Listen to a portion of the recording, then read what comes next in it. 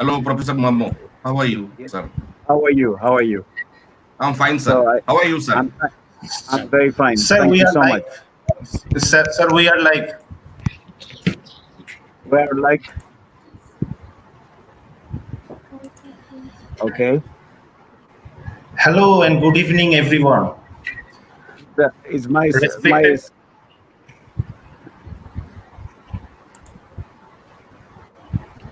Sorry, sir. Sir, we are live. We are starting our program now. Okay.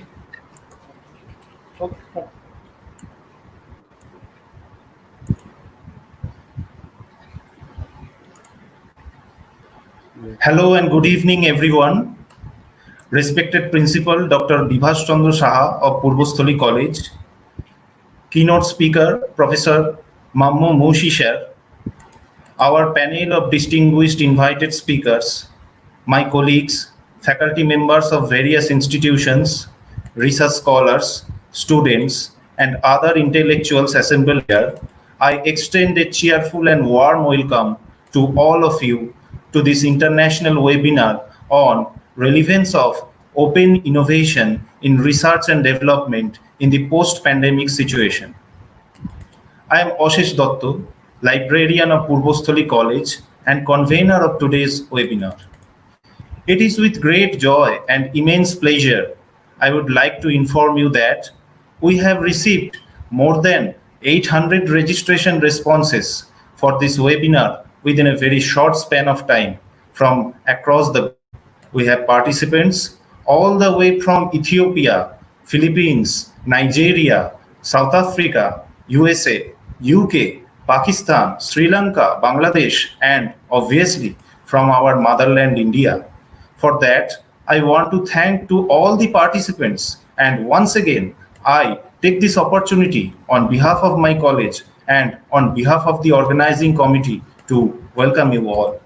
I also request to the audience to kindly subscribe to our official YouTube channel, Purbasthali College e-Lyceum, to get our full videos of our past as well as future events. You can use the chat box to question the speakers. Please don't use it for greetings or self-introduction purpose. We will notify you about the feedback which will be given at the right time in the chat box. You have to fill up the feedback form here only. It is impossible for us to send feedback to you individually. Kindly cooperate with us to make this event successful. Friends, we all know that currently we are going through an unprecedented threat of our existence in human history. The outbreak of COVID-19 virus has devastated the human life and changed the way we function globally. No nation is fully equipped to combat this pandemic. It has triggered research and development in different directions by many organizations collaboratively or individually. They are trying hard to find the antidote or vaccine for this lethal virus. The whole world is eagerly waiting for an effective drug or medicine or a combination of those to combat it. But this situation has imposed some new challenges to the research and development organizations also. As the COVID-19 virus continues to spread globally, an immediate action to fight the pandemic is a major priority for all governments. In this time of crisis, the timeliness of response is also critical. A coordinated global effort is therefore required to ensure access to affordable, safe, and effective treatments, diagnostics, and vaccines that are developed, as well as access to medical supplies and devices. On the one hand, the benefits and potential of the collaborative, decentralized effort in matters of innovation and research cannot be overlooked. On the other, it problematizes the intellectual property rights and can lead to other unforeseen consequences associated with it. Some of the major challenges ahead of us are: should research and development organizations continue their discrete efforts to find the solution on their own and rely solely on in-house expertise? Can the R&D organization still be able to counter it individually when the threat is of a global scale? And if a company comes up with innovative solution, how will that solution be stopped from becoming a proprietary item protected by exclusive rights? Should we revisit or reform our mechanisms for protecting intellectual property rights? Is there any alternative approach that can add much more versatility and transparency to research and development to these corporate research and development organizations? The purpose of this webinar is to steer the debate, discuss, analyze, and deeply understand, but not limited to, the key issues from diverse perspectives. Other landscape on these issues are equally welcome to address, argue, and debate.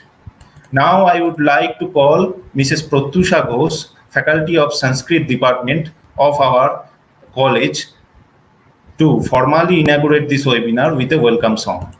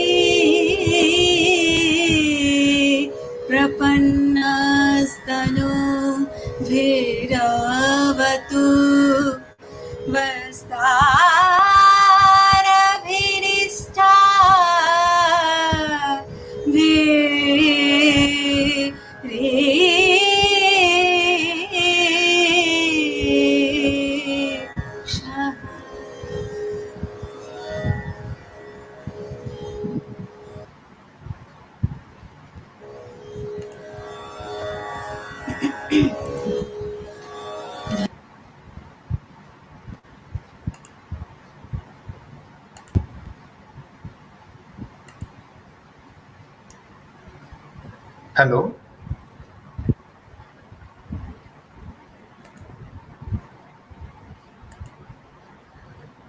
Thank you so much, Pratyusha Madam, for your sensational inaugural song, which rightly set the tone of this program. Thank you, Madam. Thanks a lot. Now, I would like to invite our respected principal of our college, Dr. Bibhas Chandra Saha sir, to address the audience. Now it's over to you, sir. Namaskar. Myself, Dr. Vivas Chandra Shah, Principal of the Post College. Hope you are well in this pandemic situation. Greetings to all of you. This is really a proud moment for us. Although our college is situated in a remote place in the Purbasthali district of West Bengal, India, now we are in front of you in this international event. I know that several people are now watching this program throughout the world. It is an extremely delightful instance for the family of Purbasthali College. Many researchers, faculty members are participating in this international webinar. In this age of digital technology, knowledge is no longer confined to the four walls of a classroom or a library. Anyone in the world can access the vast archive of information at the time and place of their convenience from the palms of their hands. But like all good things, availability of knowledge online also has its adverse impacts if not used judiciously. Online piracy of documents, including copyright infringements, violation of intellectual property rights, and unreliable source of data now pose major threats to internet-based research and academic endeavor. Today's international session will hopefully shed some light on these pressing concerns of modern research and other related issues. Ladies and gentlemen, we have with us Professor Mammo Muchie, Swapan University of Technology, Pretoria, South Africa, as keynote speaker. Sir, welcome to this international webinar. Thank you, sir, for giving your kind consent to deliver keynote address in this international webinar. We are sure that your expertise in this field will be an excellent contribution to this program. We are delighted and honored to have you as the guest and listen to your deliberations in this international area. I am certain that we will be very much enriched by your lectures.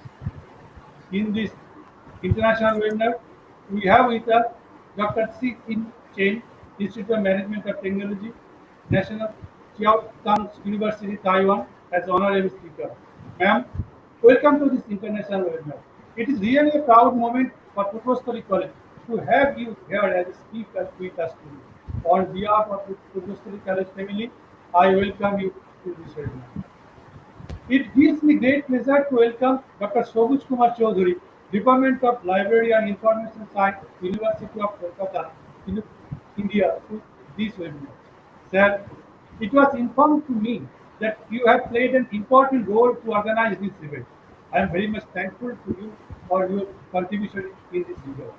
Sir, we are waiting for your deliberation in this webinar. I know each of the participants will get benefited from your lecture.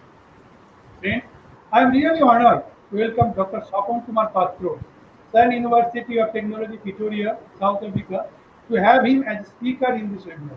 You are most welcome to this webinar, sir. We have with us in this international webinar Dr. Shih-Hsin Chen, Canadian Institute of Genomics and Society, Toronto, Canada, as one of the speakers. Sir, on behalf of the Purbasthali College family, I am welcoming you to this webinar. I am certain that your valuable talk will be teacher. We have with us Mr. Shih-Hsin Chen, Institute of Molecular Medicine, National Tsinghua University, Taiwan, as honorable speaker. You are most welcome, sir. We are waiting to hear you in this international webinar. Then, as I said, several people, academicians, researchers, faculty members, students, and many other distinguished persons are watching this webinar throughout the world. I must welcome all of them. Ladies and gentlemen, without you, organize this kind of event has no meaning. I am very much proud to have all of you with us today in this webinar. On behalf of family of Purbasthali College, I am welcoming all of you to this international event. Last but not the least, I must welcome the students, faculty members, and other staff of our college to this event. Thank you all and enjoy this international process.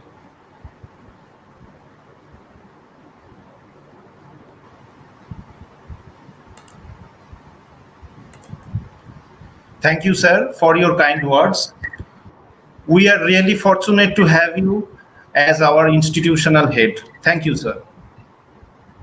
Now it's time for the keynote address.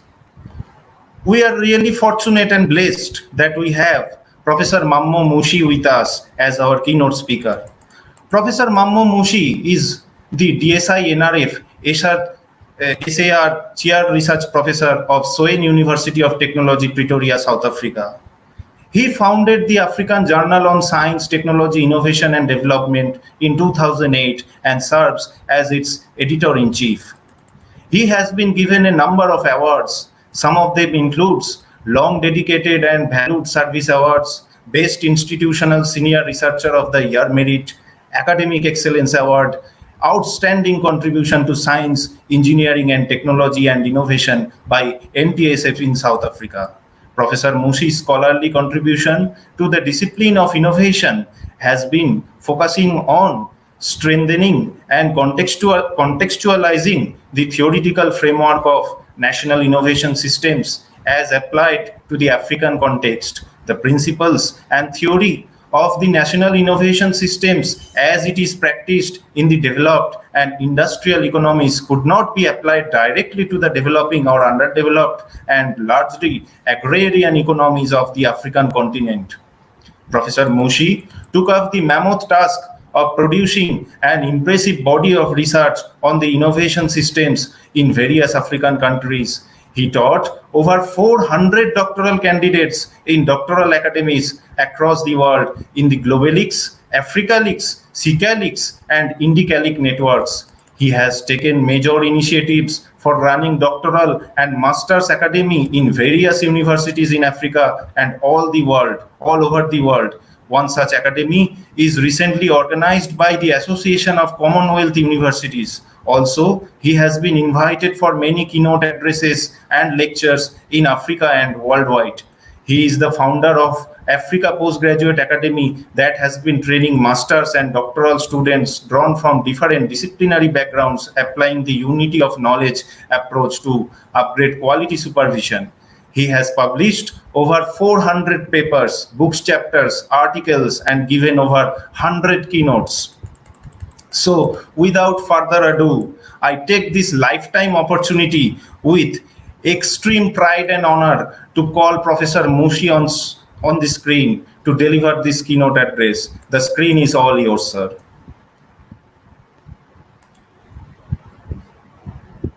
So, kindly unmute yourself.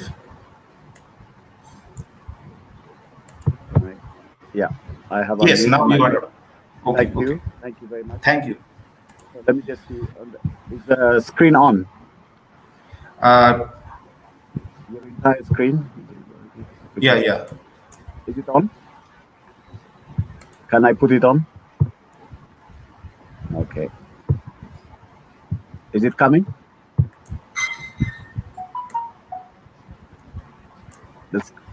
Hello? Yes, sir. Sorry. Will you do it on yourself, or we will do it? I think if you do it, it is better for me. Then I can talk freely. Okay. We will share your screen and let you know. Just give me a second. Better. I think it's better. Then I am free. Shomo Babu, can you share Professor Mammo's screen? Shomo Babu?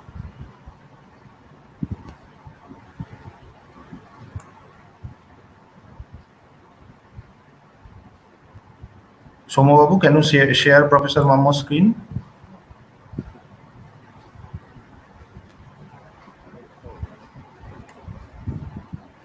Actually, I think I have to connect from my laptop. Okay. Then let me do it. No problem. I will do it. No problem. Okay. Okay. Just let my screen. Sure. Yeah, sure.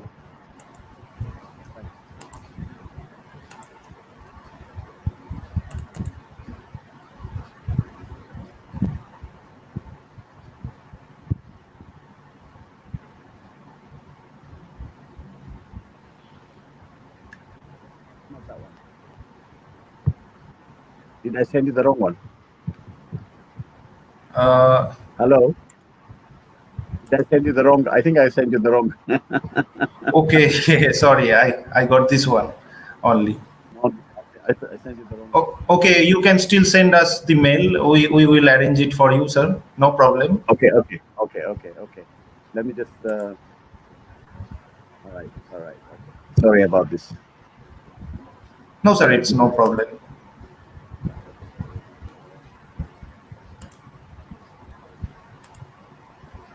The wrong thing came. That's strange.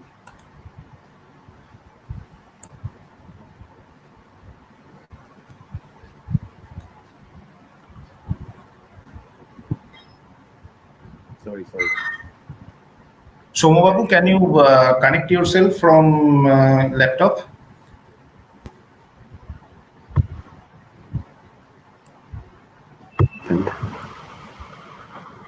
Yeah, I can. What happened? I don't understand. Okay. Sorry. Then you need to send me the file again. Okay. I will forward. I will forward the file to you. I think it would be better if you can do that. Then I can handle the admin panel. Okay. Oh, no problem. Then I will share it. Okay, no problem. Okay. Sure. Wait. Sorry about just a bit late. I thought I sent it to you. Just incredible. Sorry. International. Okay, here, I think it's here. Okay, I found it now.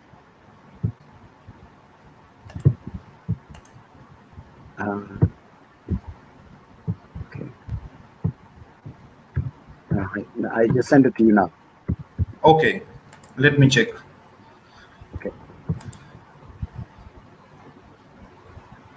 Okay, it will come. Okay. Right. Sorry. Phew.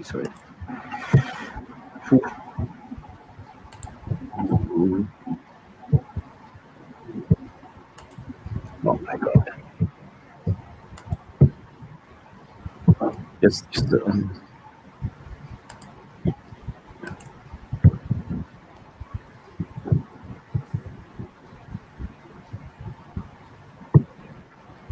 give me.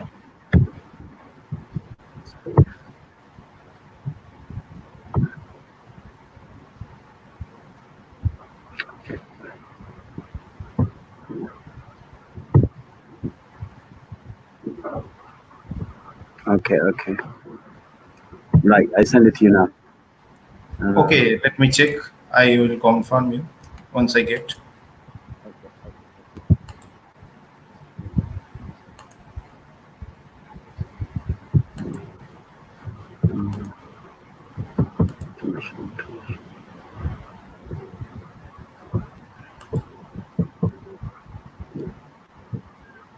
Okay, I hope it's.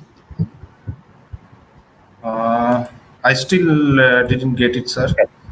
Okay. It says it's sent. Let me just see. I hope you get it. Did it arrive? Still I didn't get it, sir. Let me just resend. Okay, now I got the mail. I got the mail. Sorry, I'm sincerely sorry. Now I think now the right one. Okay, it's named Innovative Africa from the Current World Coronavirus. Okay, right, this one, no? That is right. Yeah. Yeah.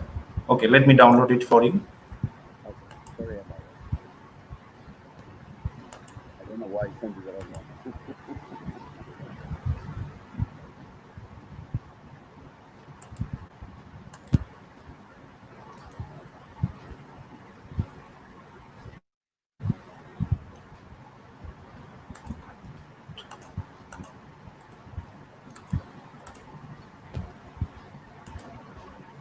Okay. Just a moment. No problem.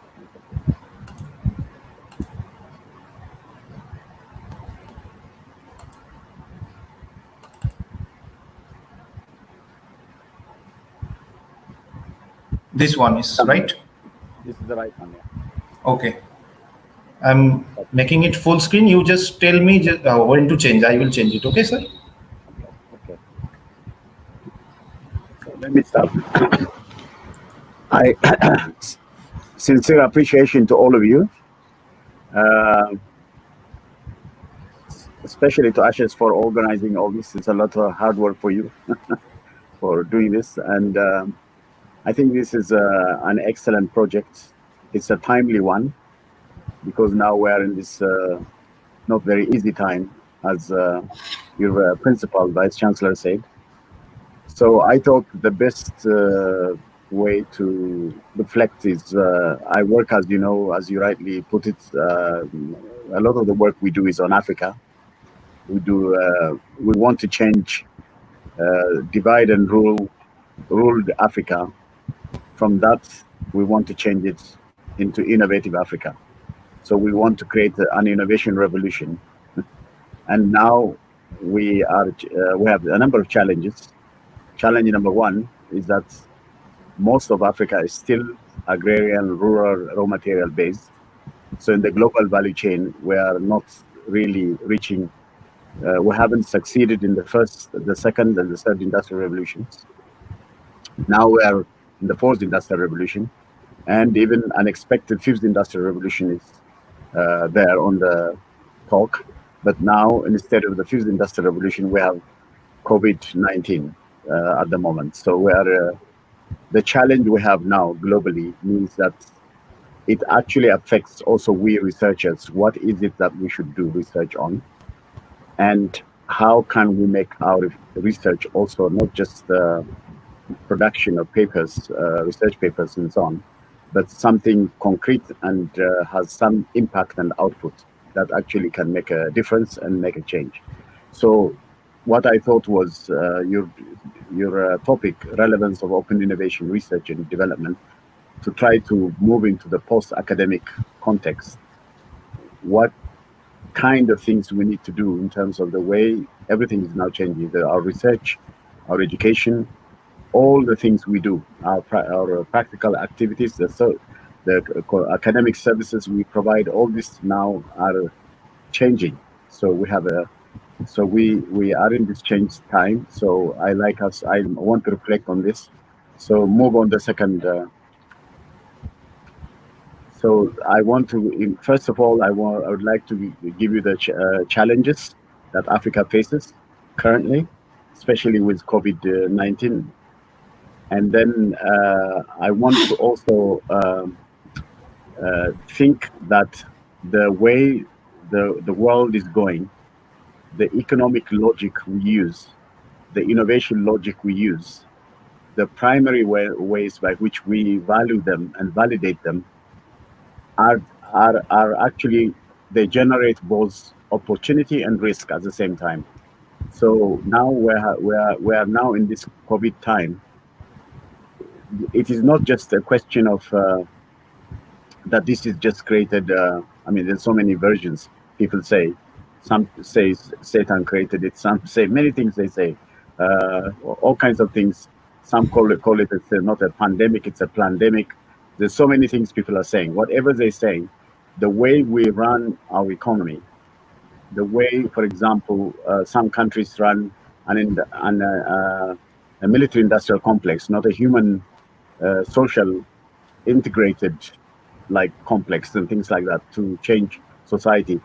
When we have that, I think we need to also value some of the philosophies that we do need to help us rethink the whole thing. So I don't know how many of you know about the Indian lifesaver philosophy, which I think you Indians, I'm not sure how much you know it and how much also you practice it, because it to help your own people to come together. So I'll mention that because this is at this time of the COVID-19, we need this philosophy very, very, and we also have another African philosophy. I bring that one, Then I'm not so much into open innovation. I'm into what I call open social innovation. So I would like to come to why we need social innovation, social technology, so the kind of even social physics, many things like that. We need to think of how we can integrate the social aspect, not the technical and not just the economic aspect. How could we create a unified approach, an integrated approach, is what I'm thinking.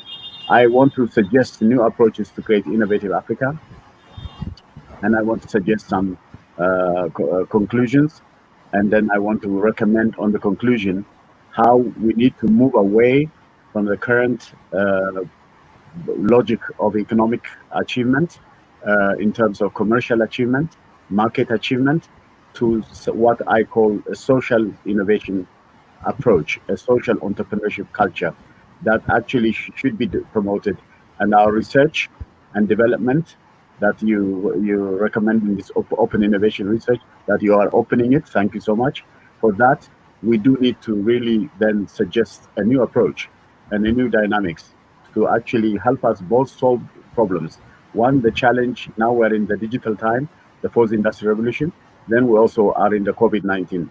These two challenges, how do we all reach them and not divide ourselves, but also gain and not lose? And how do we make a situation where everybody is in an interesting situation? That's what we're saying. Can we continue? The next one? Yeah, the challenges we face. If we have innovative and united Africa, Africa can accelerate to enter from the COVID-19 world disorder to a new post-Cold War world reorder. We have a world order that was before uh, COVID-19. Now we have a different world disorder. But now your suggestion is let's go to a post-COVID-19 time. I call that when we arrive and we reach it, it becomes a new world reorder. How to go out of the new cold COVID-19 global value chain of moving from the health to economic, social, environmental, and racism crisis, and back again from economic and social to more health crisis. Now, how do we get out of this situation where when we are trying to handle the COVID-19 challenges, we also lock down economies, activities, education, many things like that. If we do that, what this also has again has impact uh, uh, on the health again. It can create health crisis because if people don't have jobs, they don't have income, they don't have. It's going to create problems. So how do we manage this? Are there opportunities and ways by which we can use, even as researchers and innovators? Is there a way we can handle it? It's a very interesting challenge. The next one is what to innovate to prevent and cure using both traditional, herbal, and indigenous medicine and knowledge. This is a very interesting time where a lot of people in the traditional area use indigenous, traditional, many herbal medicine and so on and knowledge, but and then the established ones, with they use hospitals, medical doctors, and vaccines and drugs and treatment like that. You notice on this COVID-19, I don't know so much also a lot about in India, but here in Africa we had a challenge because a country called Madagascar, they said they have their own treatment, and they do not want to go for vaccines and things like that. So they are handling the COVID-19 in their own way. But then WHO said you are wrong, and then they left the WHO. I mean, the World Health Organization. So something very interesting is happening because exactly how do we value indigenous innovation, indigenous knowledge innovation, traditional medicine innovation in this time, and why not also use it and apply it, and not go only for vaccines? And over 80 countries, I'm told, are now trying to develop vaccines. So how do we go about that? Is an interesting challenge, an interesting problem. Continue. Now, how to manage vaccines? Nearly over 80 countries are involved in trying to find, and some are saying they need to test it first by using Africans infected with coronavirus. This is what is being reported in the media. How true it is, I have no idea. But why choose Africans? They even say Bill Gates and others. They say that we should test it first in Africa. So why they want to use Africans for testing vaccines is a challenge. And now we have now movements called Black Lives Matter in the United States. This guy George Floyd died, and many people. And the most interesting thing I saw in the United States is that more white people are actually fighting racism now, more than any other time I saw, because they were really upset by what by I understand it, because why would America be in this situation now when it should be going somewhere else? So, but what we have a problem now is why they are saying this, I don't know. But I'm hearing this kind of challenges. They want vaccines to be done, but they also worry where to do it, with whom to do it. Why is it they are doing it? What is the genetic factor that are involved in this? Again, we do need. You said open innovation. Let's research it. I mean, I don't mind this test being done anywhere, with whom, but if it means that if they are done in Africa and then immediately the cure can come, why not choose Africans? No problem. But if it's chosen for a different reason, with where others don't be damaged, but they prefer that Africans be damaged, that's a challenge. But if it is a challenge, let's address it properly and systematically. We have serious challenges, opportunities as Africans to enter faster into the post-cold reorder, or distracted to suffer from it. So we have these two challenges. How to manage the challenges is upon all of us to work harder by doing the science, the R&D, and the innovation, by generating measurable, application impactful output. Quality output is what we need to go. Continue. Yes. So now I think Africa also needs to draw from the lifesaver philosophy to enforce open innovation to generate socially anchored, new, green, smart, and healthy development. Now, development is not just simply economic development and economic growth. We need to also now, I think this COVID-19, it created also opportunity for us. From now on, we can actually start thinking development in a new way, with a new mindset, with a new paradigm. We need not just to develop economic gains, but also health gains, social gains, environmental gains, knowledge gains. All these gains have to be there. Now, we also need to have deeper understanding and deeper philosophy. And I think from India, I hope I pronounce it nicely, Vasu Dahavia Kubakam. There's a philosophy which is fascinating. It's called One Human Family, One Life Energy. And I think the Indian philosophy, Vasudev Havya Kubakam, that the whole world is one family, from the Vedic scripture, Maha Upanishad, chapter 6, verse 72. Ayan Payandu Kurayam Neti Ganana Lagu Kitasan Buddha Charatanam to Vasudehava Kubupakam, which translates as follows: only small men discriminate, saying one is relative, the other is a stranger. For those who live magnanimously, the entire world constitutes but one human family. Humanity is one family. Can you imagine this? Extraordinary. And we have can you continue? We have a similar philosophy that came here from where I am now in South Africa. It's called the Ubuntu African philosophy. It's very much is like the Indian philosophy. From Africa, there's Ubuntu. Ubuntu also promotes I am because you are. Many is one, one is many. There is an I in you and me, and there is a you in I and me. Diversity is not negative. It can be an asset. It should not take away our similarity and oneness. Let us learn with humility, honesty, sincerity, and integrity to appreciate diversity in order to celebrate our one humanity with selfless, moral, emotional intelligence, and not the pursuit of narrow self interest. Any variation, such as color, language, religion, caste, ethnicity, gender, and all do not change our humanity or diminish it. If we know, if we know how to appreciate difference by not denying our human similarity, we can create a humane, peaceful, and civilized world with values of care and share, and not to live in the current capitalist global world run by pricing everything and valuing nothing. A dog or a horse or an animal can be black or white. It's still a dog or horse, donkey, and all. A human being can be brown, black, or white, still human. Color cannot change the human gene or character.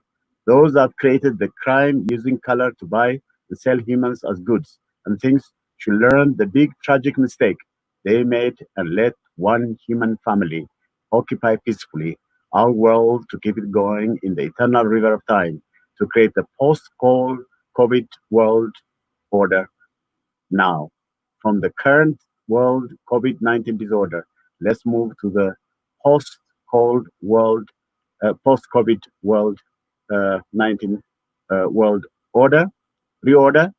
And for that to happen, we need to value the Indian philosophy. I think we should really promote it, and as also this Ubuntu, because this prevents all kinds of major conflicts we see in the world. Look now what's happening now with China and America. All kinds of crazy things are happening. Why do we continue to have this happening? And I think it's very, very important that we value it, because if we don't have, if our thinking remains very, very economistic and very selfish and very self-interested and also divisive, and blaming one group against another, despite the fact everybody is similar in many ways, I think that can be also a challenge for all of us, I think. And I think we should stop it. Continue. So the COVID-19 and Africa, the narratives. Africa can mount a stronger COVID response strategy by using regional trade blocks to coordinate, consolidate, connect resources across the continent. But there are a number of narratives. There are about 3 narratives. Narrative 1 is danger to Africa. Cases are doubling, infections are increasing, an uncontrollable swell of COVID-19 cases and deaths will soon overtake healthcare systems across the continent. That's one version we hear, that in Africa, it didn't start in Africa, but Africa will be suffering the most in this year, when until the whole thing is handled and managed. Narrative 2, COVID-19 in Africa can be subdued, and that the continent has likely avoided catastrophe due to early action to prevent imported cases and having most of the population being young. The one advantage Africa has is the youngest population is more in this continent than in many other places in the world. So, and they say a lot of the people who suffer from this COVID-19 are people who are aged. So in that sense, the opportunity exists for Africa to try to manage it and to subdue it, and the danger to be reduced is narrative 2 that I read. Go ahead, number 3. Continue. Narrative 3 says it's in between. It's between danger or neither danger nor COVID-19 to be subdued. This is based on a new modeling report from the World Health Organization, Africa Regional Office. It says it's not danger or it's not solvable. It's in the middle, somewhere in the middle. Neither danger or safety. Predicting in Africa, COVID-19 will be in the middle. The World Health Organization regional study claims about 47 African states will not have as many severe cases or deaths as the rest of the world. The report said nearly 200,000 deaths and over 5 million infections into 2020 are expected. But overall, they are saying that this is relative to other places like America, Brazil, and other places that you see. They are saying that the overall, into the entire Africa, the number that will die and the number that will be affected, relatively speaking, is less than other places. That's what they are saying. This is the narrative. Continue. Continue. But as I mentioned to you, some states like Madagascar have said they have their own cure and left the World Health Organization. Others say that Africa has fragile health systems. It exists like that, and as fragile health systems exist and may not cope with dealing with the COVID-19 crisis. In other words, the health systems, like as you know, it's most African countries are still low-income developing countries. Their health system, their education system, all other systems, relatively speaking, may have their own issues. So if they have a fragile health system, and the health system is the one that may be dealing, not the traditional medicine or the indigenous knowledge, but if it is done through the vaccines and other methods, the health systems in the various countries may not function effectively to handle the crisis, is what some say. Pandemic or non-pandemic, the healthcare systems have to be strong to deal with all the health challenges in Africa. Not just in Africa, but the rest of the world. Okay, continue. So there is a need to open the door. This is a new approach to create innovative Africa. There is a need to open the door for theories that are grounded and contextualized in the African setting, that can serve also as lenses to illuminate the current COVID-19 related empirical reality and specificity of the African situation. As I just mentioned to you, I gave you 3 versions. Which version, in my preference, is no matter what opportunities exist in terms of Africa being able to deal with this challenge, I prefer to go for the dangerous version. The key matter is to remove any danger, because no matter what happens, even in one case is a problem. So we can't just take it easily. So I think a serious effort must be made, an approach must be made, real thinking must be done, research has to be done, and also research allocation in terms of R&D, as you mentioned it, is very, very important. I think it's so important that we do it. We contribute very systematically to really deal with this COVID-19 challenge that not just Africa faces, the rest of the world faces. To make it, to fast track so all of us could be could come into a normal state. Continue. Now, so going for open innovation. Innovation that has been defined with novelty and usefulness needs to go beyond the economy and must include health if the world is to go from the COVID-19 to the post-COVID-19 global reorder. Open innovation to revalidate it by including health achievements, both in the prevention side, on the health side, and the cure side. If we are ill, we need to be cured. If we have the virus, we need to find how to cure it. But the most powerful health development that we need to create is prevention, not to get into it. I mean, now we're doing all these masks and many things like that, social distancing, all this. This is not the right way, because you are all stuck, you are quarantined, you are locked down. This is not good. But what we need is still doing normal activities at the same time preventing this COVID-19 virus from infecting us is what we need to do. In terms of the research side, my suggestion is strong research to not just do this COVID-1, but any future viruses, that any dangers, actually a prediction for us, anticipatory research that allows us to actually predict in advance what dangers and risks could come in the way we operate, in the way we do our economy, in the way we compete. All these things we do, the kind of things we produce, some of the things that are risky and dangerous can be produced just to gain profit profit valuation becomes more important than the valuation of the health of people. So something new has to be done. And this openness, as you rightly put it, open innovation, you called it, I think it's very, very important that we now move into a new logic altogether. Redesign, rethink, unthink to rethink, unlearn to relearn, redesign, undesign to redesign, unengineer to re-engineer, unscience to rescience, uneconomics to re-economics. Very, very, very important that we do something like that to be able to really create a new approach to actually do it systematically and even really change even our education system very systematically.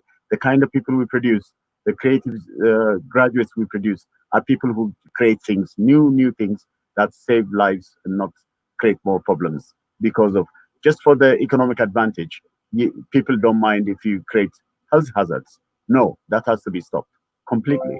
So the validation criteria. So what I just said is open innovation to revitalize by including health achievements, both prevention and cure, not relying on the validation criteria of commerce, economy, and market. The validation criteria for both novelty and usefulness has to be transformed. There should be an inclusion of health, well-being, services provision, environmental protection, humanitarian criteria above the current dominant validation by a narrow, merely market, commerce, and economics, including the current domineering economics expansion. I remember the Nobel laureate Shih-Hsin Chen. He did a whole rethinking of economics, the economic development, and he called it the deficiency. He calls it. How do you correct the deficiency of thinking? I love the way he did it. It was very nice. When he was in Oxford and everything, I used to call him. I used to enjoy him, and I listened to his lectures also. He gave lectures in Sussex University, and I loved the way he thought about thinking about to change the economics, the way it's happening. It has to be redone, he said, in an interesting way, and I think that's very, very important. Continue. So both the ontology and epistemology of innovation to bring the post-COVID-19, sorry, I called it 18, reorder, need transformation by redefining innovation to address the challenges the world is going through currently. That's my suggestion.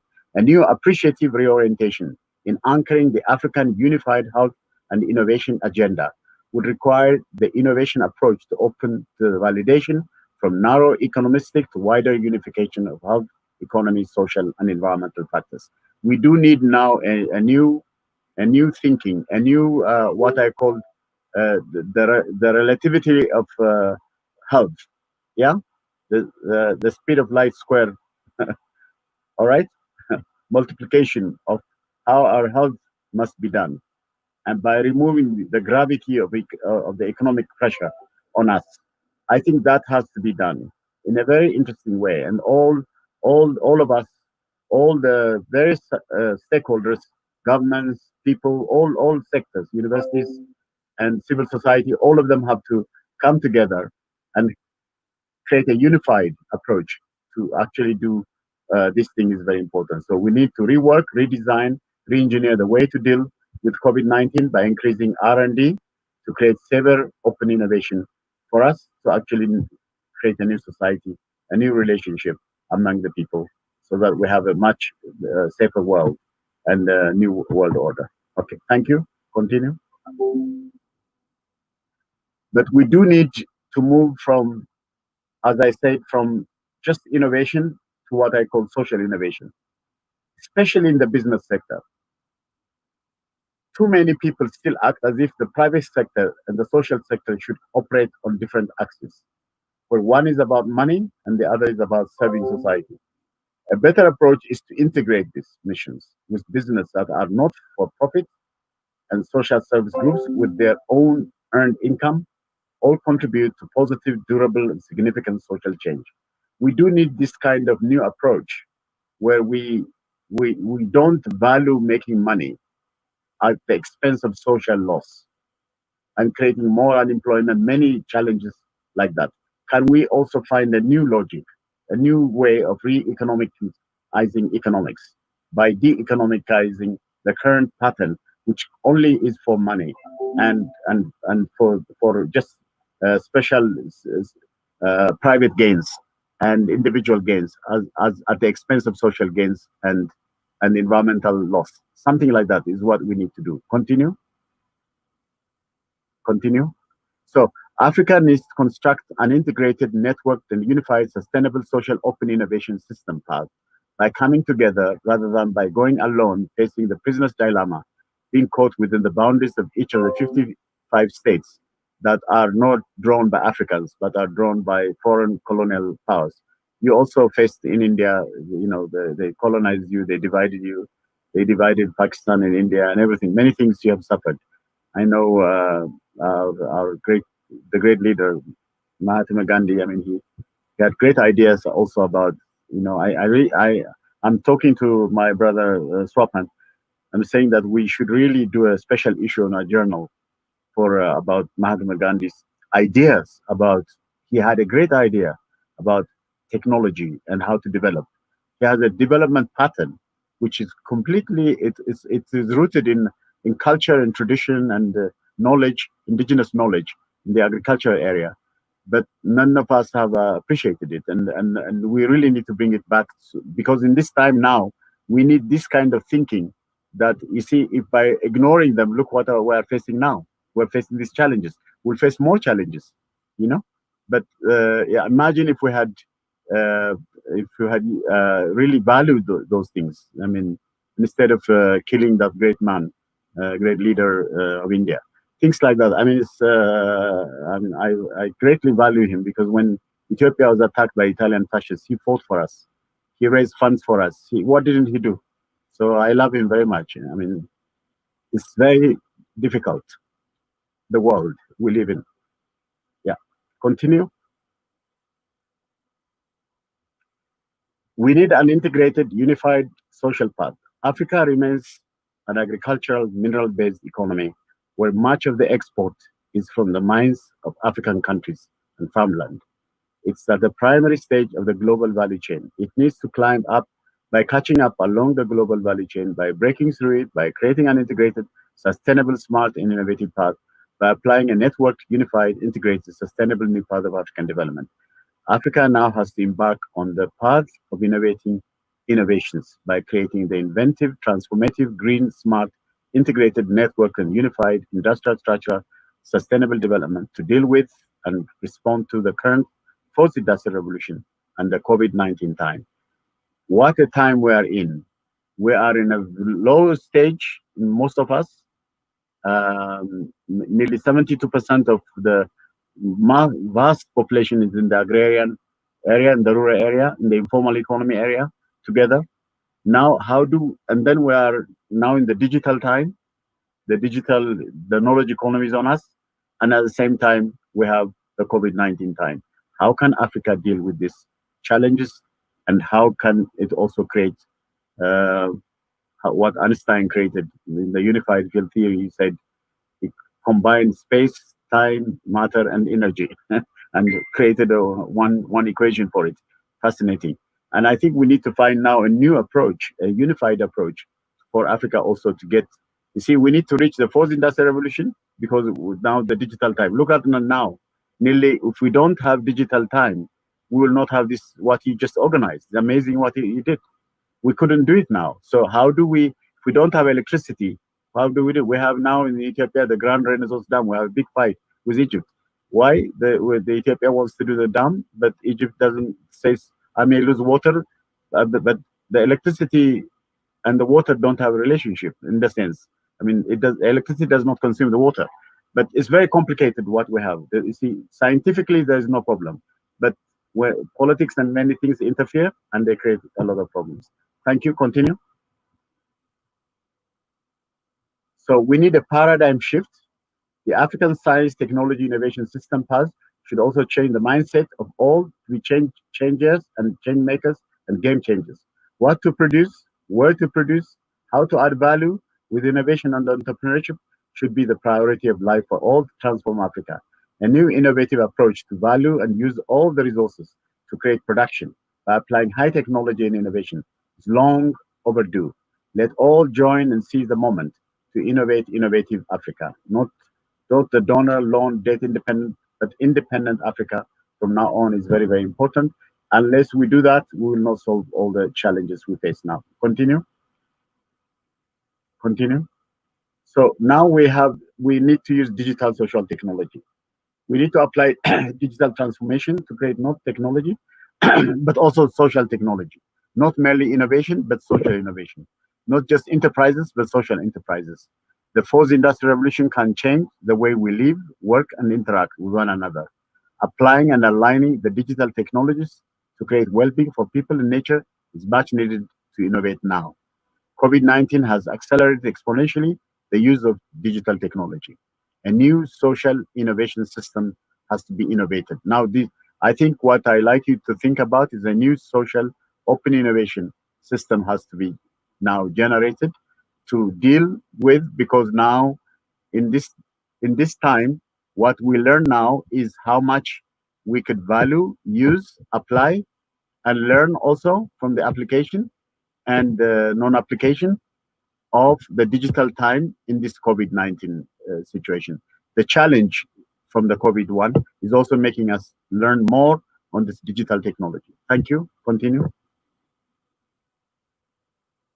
So this is some of the models that how we can transform.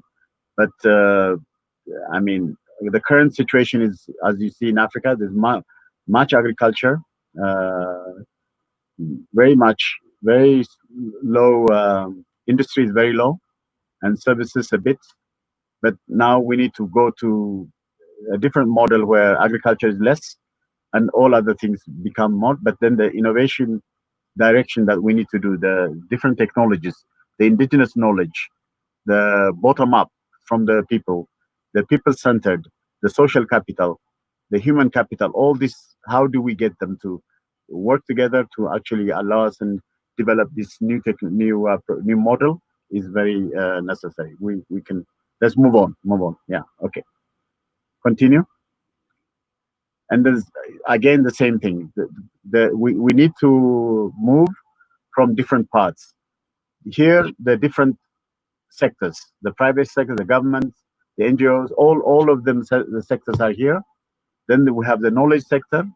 We also have the different, the indigenous knowledge that comes from different parts, and the scientific knowledge side, the science, technology, innovation, from the rural area, the traditional, all this sector. How do we bring them this knowledge and then create innovation?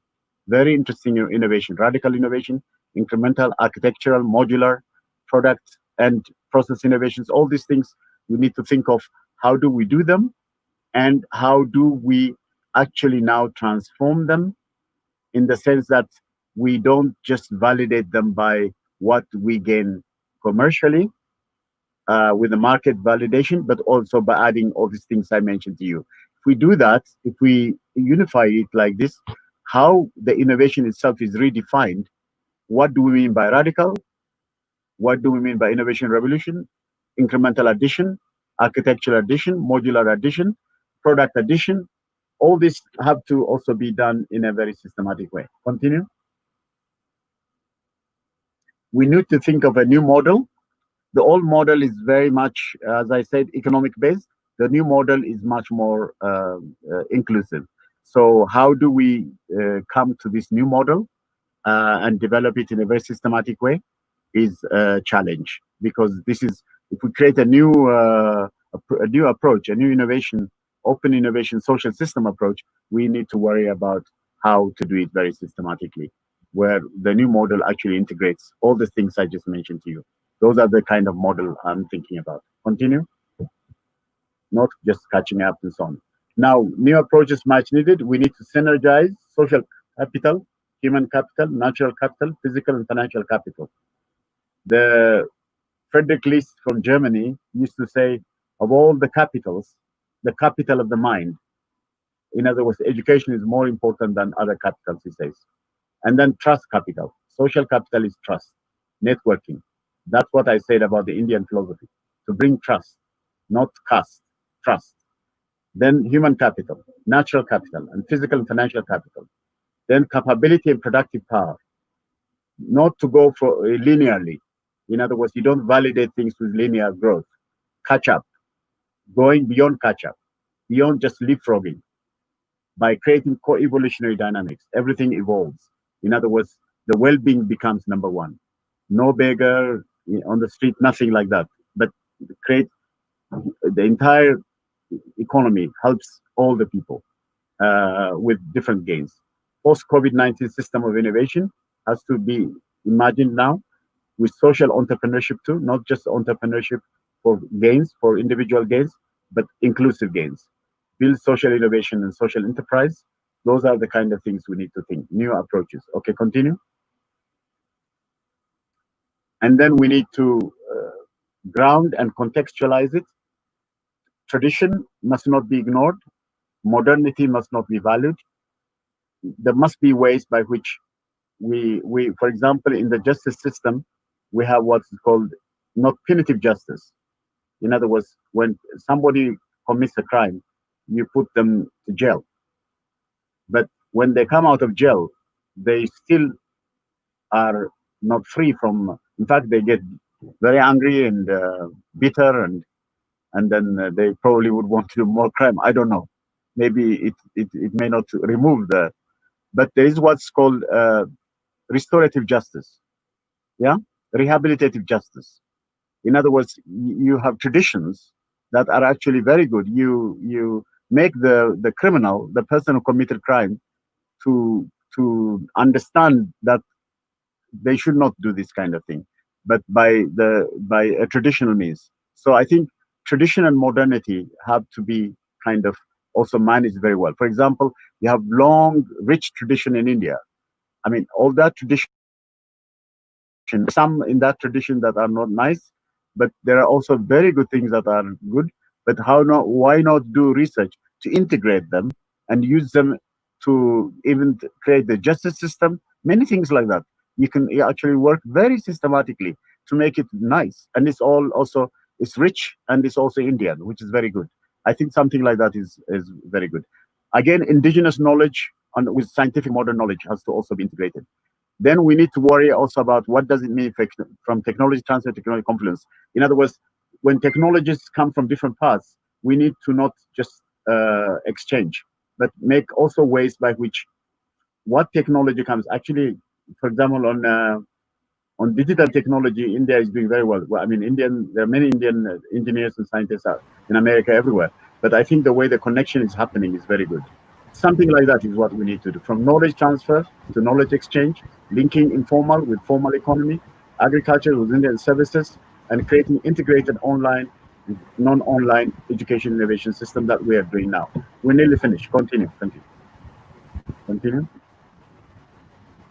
And then again, we need to connect again, private with public, market with the state. That's what I mean by social plan and market, politics with economics, and joining the quadruple helices, government, universities, industry, academy, all the kinds of things, and civil society to work together. Okay, continue. Communities and so on. I now go for concluding thoughts. Synergize and create an innovation system and social entrepreneurship for African post-COVID development, freeing Africa entirely from only narrow commercial validation criteria. To move from commercial success measure to achieve unified, tangible social, environmental knowledge and economic gain. Never make commerce number one. Go for special entrepreneurship by embedding the following: compassion with competition, philanthropy with business, buy one to give one, buy what you need while giving those in need, make profit with non-profit, economic gain with social gain. Continue. And less, give more, doing good while doing good business, giving with selling, giving can serve as brand for profit making, charitable with growing the bottom line. Okay, continue. I think I'm really finished now. So sincere appreciation to all of you, the team, and especially Ashanti Data, Swapan, Patra, and all the speakers and participants for joining us on Sunday, and the university, and also the Vice Chancellor. All of you spoke, and the singer today. That's beautiful to hear Indian song. Remember, when we grew up, I must tell you a little bit about me. We had excellent Indian teachers from Kerala. Jawaharlal Nehru sent about 700 teachers, all paid by India, to teach us.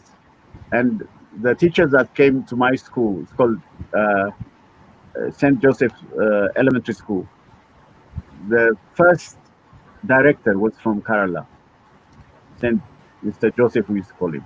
And they were like family. They used to take us to their home. They looked after us. They were just wonderful. I'm sincerely telling you. So what happened is that let me tell you just a story. Remember when we grew up, we had excellent Indian teachers from Kerala, India. We all love India, trust me. When I shared to my classmates, I'm in Kerala or India. When I write to them, they tell me, we're jealous of you, Mammo. they say Kerala is also their home. This is how we grew up. It's incredible how we grew up like that. So India means a lot to us. So we love you. So keep strong, keep well. Thank you for giving me the opportunity. I'm sorry if I took a bit of more time. Apologies. Thank you so much.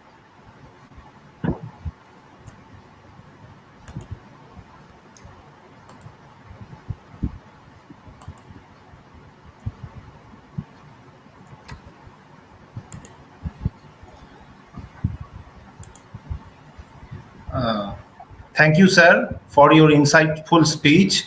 It was really a boon for the whole academy. Personally, I am enriched a lot from your speech, sir, and I believe our audience has the same feelings too. Now, I would take just one question because already we are running late. So this question is from Mr. Otonu Pal. He says, thank you, sir, for such an augmentative session. What is your opinion on the Eurocentrism that is still dominant attitude in the world order?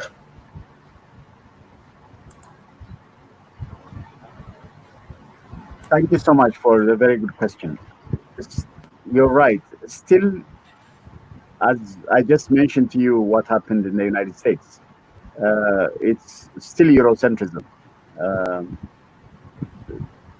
The native Indians, the people that are the original people, Hispanics and African Americans, they are still suffering in America because there's still this Eurocentrism.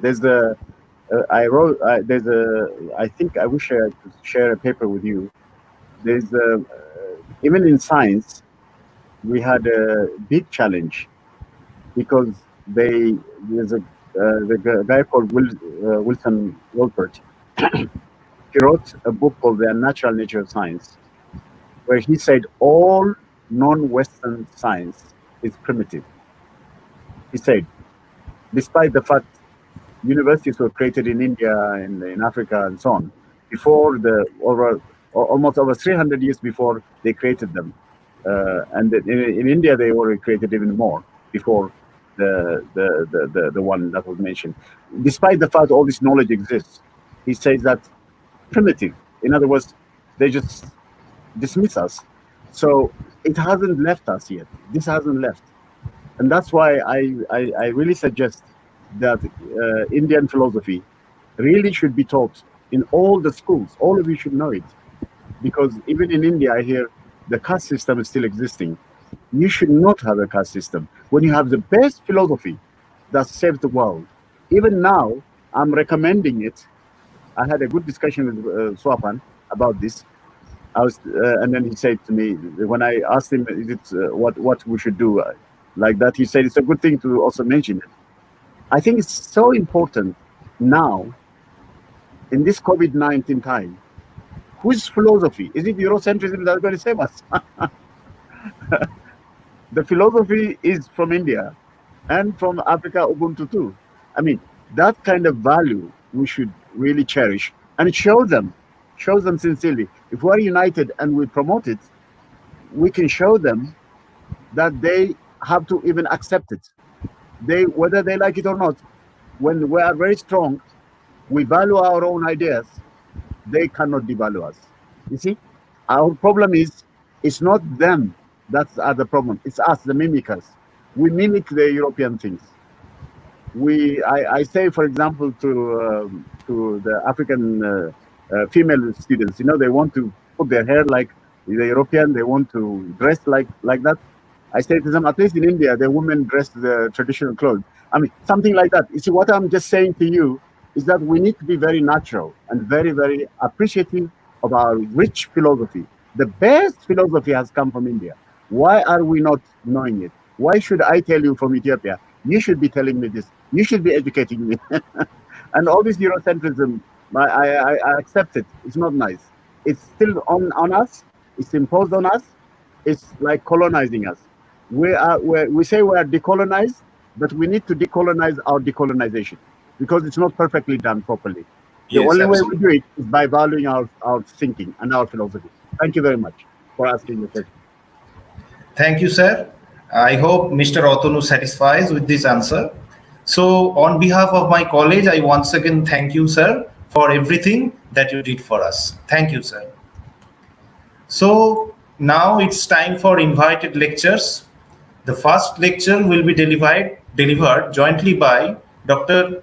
Shih-Hsin Chen and Mr. Shashank Maurya.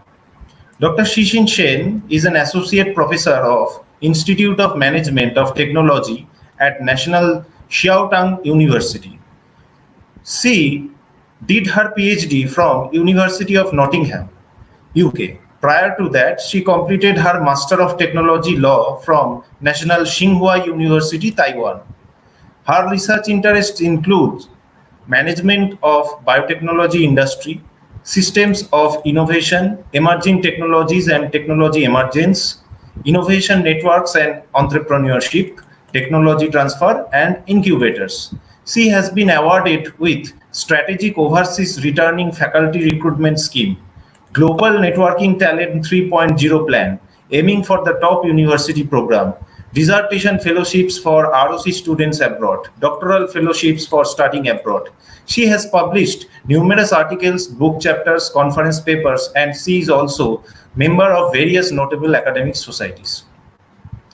Mr. Shashank Maurya is a PhD scholar of Institute of Molecular Medicine, National Tsinghua University, Taiwan. Shashank was born and raised in Ayodhya, did his schooling there till senior secondary. He was selected for an integrated MS program in biotechnology at VIT University, Vellore. He did his dissertation at University of Delhi and IIT Delhi, and the journey led to his selection for a fully funded research position in Taiwan. Since then, he has been involved in utilizing bacteria to produce industrially important products to ensure a green and sustainable living. Recently, he has been gradually moving towards the management side of research in order to study innovation, entrepreneurship, and sustainability from a different lens. So I take this opportunity to call Dr. Shih-Hsin Chen and Mr. Shashank Maurya on the screen. Now it's over to you. Okay, thank you so much. So I, Shashank, will be presenting the data on behalf of Dr. Chen. And because of my biotechnology background, and I saw that a lot of people here are from very diverse backgrounds, so I'd like to keep it very light so that all of you can understand and so what we are talking about. So let's begin. So I'll just share my screen now. Just 1 second. Okay. All right. So the title which I'll be dealing with is Innovation and Entrepreneurship Ecosystem in Post-Pandemic Area. So to begin with, I'd like to ask a question because sometimes we often confuse the words epidemic, endemic, and pandemic. So I'll just like to touch upon briefly what they are and how they are different from each other. So first one is epidemic. So here's a word map right here. I'd like to give an example because Russia is the biggest one right here. So I'll use Russia as an example. Keep an eye on the map of Russia. So when we say epidemic, epidemic means that a disease which is hampering a specific part of a country or a specific part at one time. And when we say endemic, endemic means the whole country or the whole part is affected. Coming to pandemic, as you may guess, COVID-19 is actually a pandemic and the whole world has affected it. And me being an Indian and living in Taiwan under supervision of Dr. Chen, I can talk about how Taiwan has effectively dealt with COVID-19 and what we can learn from Taiwan globally and how we can deal with this. So when we talk about Taiwan, this did not happen overnight. Taiwan had a tough experience with SARS back in 2006, and they learned a lot from it. So when COVID started in February, I remember I was traveling around India, and from that time, Taiwan had very strict measures in place. The governance is strong, and people listen to the government. So even now, like Taiwan is open, we did not had any lockdown. So that talks a lot about how Taiwan has dealt with it, and we have to learn a lot from Taiwan at a global level. So in order to keep the talk light, I'll first like to share a small story. So I'd like to ask if all of you can listen to the video. So I'll just play the video. You can have a look, and then I'll continue with the talk. Long ago, in a deep forest, lived a family of ants. The ants worked every day in a very orderly manner.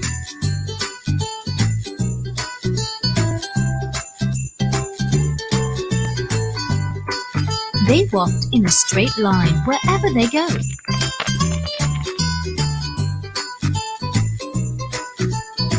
There was a little playful ant who never followed rules. He always moved out of line and walked however he wanted. One day, while going to work, the ants had to cross a river. Since ants can't swim, they used a log of wood to cross the river. The little ant was playful as usual and never paid any attention and walked out of line. Not knowing that the other ants crossed the river, the little ant walked out of the log and fell into the river.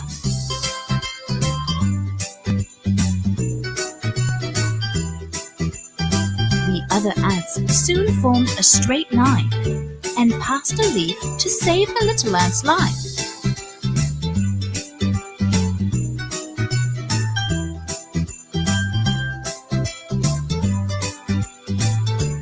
Soon the little ant realized that working together and following the rules is important.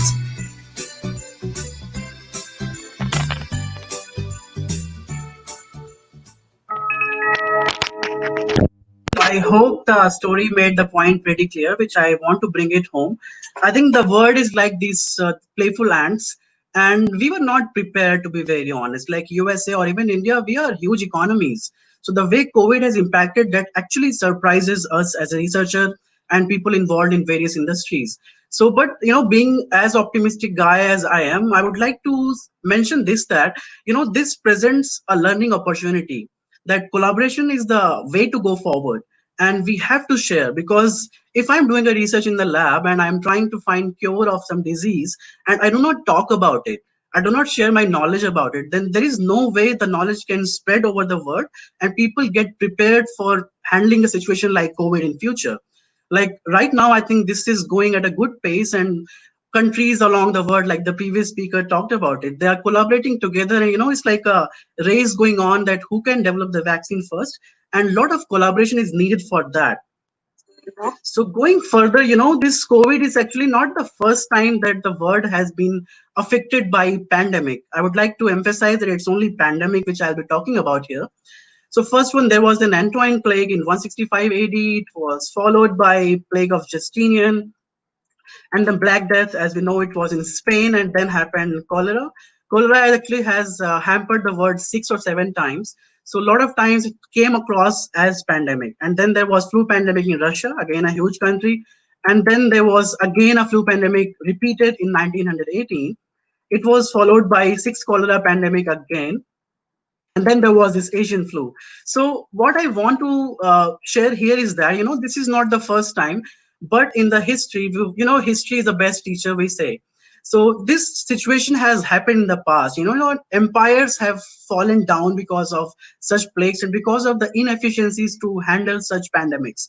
So COVID brings us a lesson that we should be prepared, and we should never take it for granted. Like in English, we have a saying that whatever can happen will happen. So that shows that we should be prepared for anything bad that can happen to us.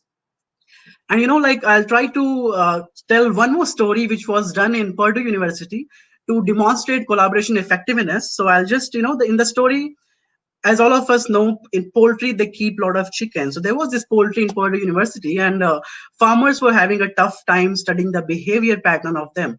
It was to study collaboration. So there were two groups of chicken. One was what they called green zone chicken. These are, the happy, cheerful people who are always working together to find good results. They were always happy, cheerful, very healthy. And the second one were named as red zone chicken, the fighting ones.